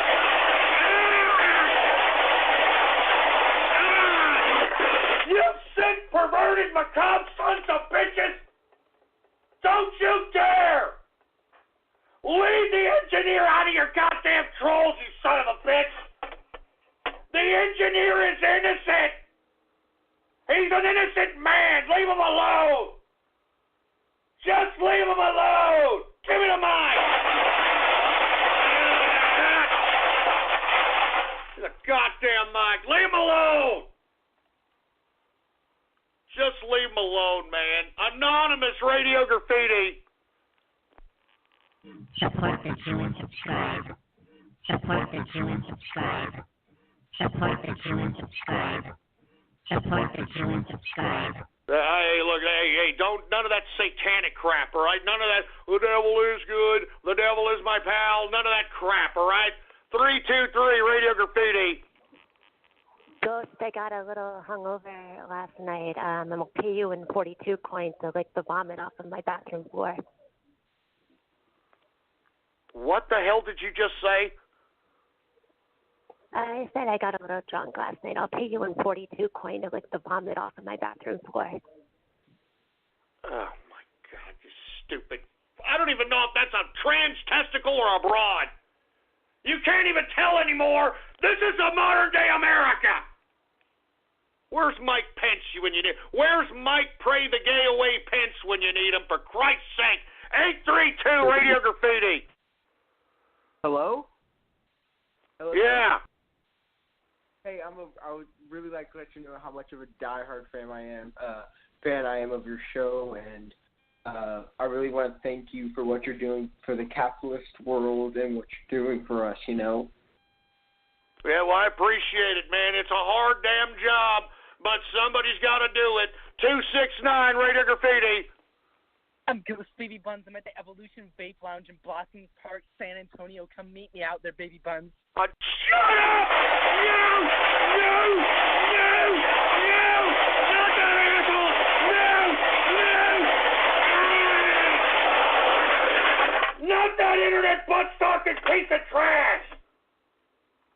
Not that guy, man! I'm telling you, no!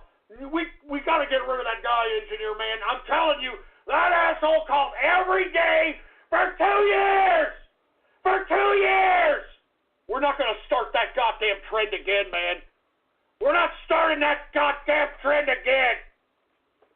Give me the money! Damn it! We're not starting that goddamn trend again, you piece of crap. Do you understand me? We're not starting that trend again. 713 Radio Graffiti.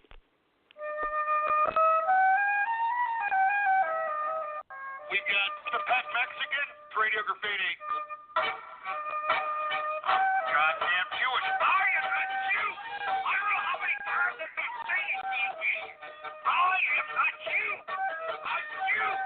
You can type in your browser right now, gav.ai, and you can follow me in that social media under the name Politics Ghost is the name to follow, and hit the subscribe button. Hit the subscribe button, boy. It's just a freaking click, for Christ's sake. Now go ahead and go to the goddamn Gab, all right, Politics Ghost, and subscribe, baby. Support the Jew and subscribe. Hey, shut up! Don't call me a Jew, you goddamn burrito-eating idiot! Man, I'm tired of you assholes calling me a Jew, for Christ's sake. And not to mention, is being Jewish a bad thing? Huh? Is being Jewish a bad thing? Here, I'm going to be Jewish for the next minute. Let me see if it's a bad thing. Hey, engineer! Throw on some goddamn Jewish music, for Christ's sake! Throw on some Jewish music! Oi, baby. Oi, buddy. Oi, baby. Oi, buddy. Ah! Oi, baby. Oi, baby! Oi, buddy. Oi, Walt! Oi, baby. Oi. L'chaim! Being a Jew. I'm taking money. Yeah. Fist pump, yeah. Give me your money. Give me your money. Give me all your money now. All right, shut it off. Shut that crap. Shut it off, for Christ's sake. Good God. All right, we're almost out of time, for heaven's sake. Hey, that's what y'all get for trying to call me a Jew, you sack of crap. That's what you all get. Y'all want Jew, you got Jew, all right? Y'all want Jew, you got Jew. 352 Radio Graffiti. It will be legal in Texas to ejaculate on Donald Trump. Autographs, you know what I mean?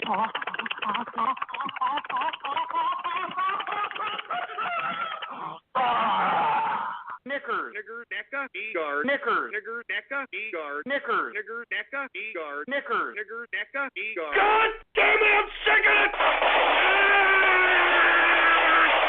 I'm not racist! That's a slight! Everybody knows it!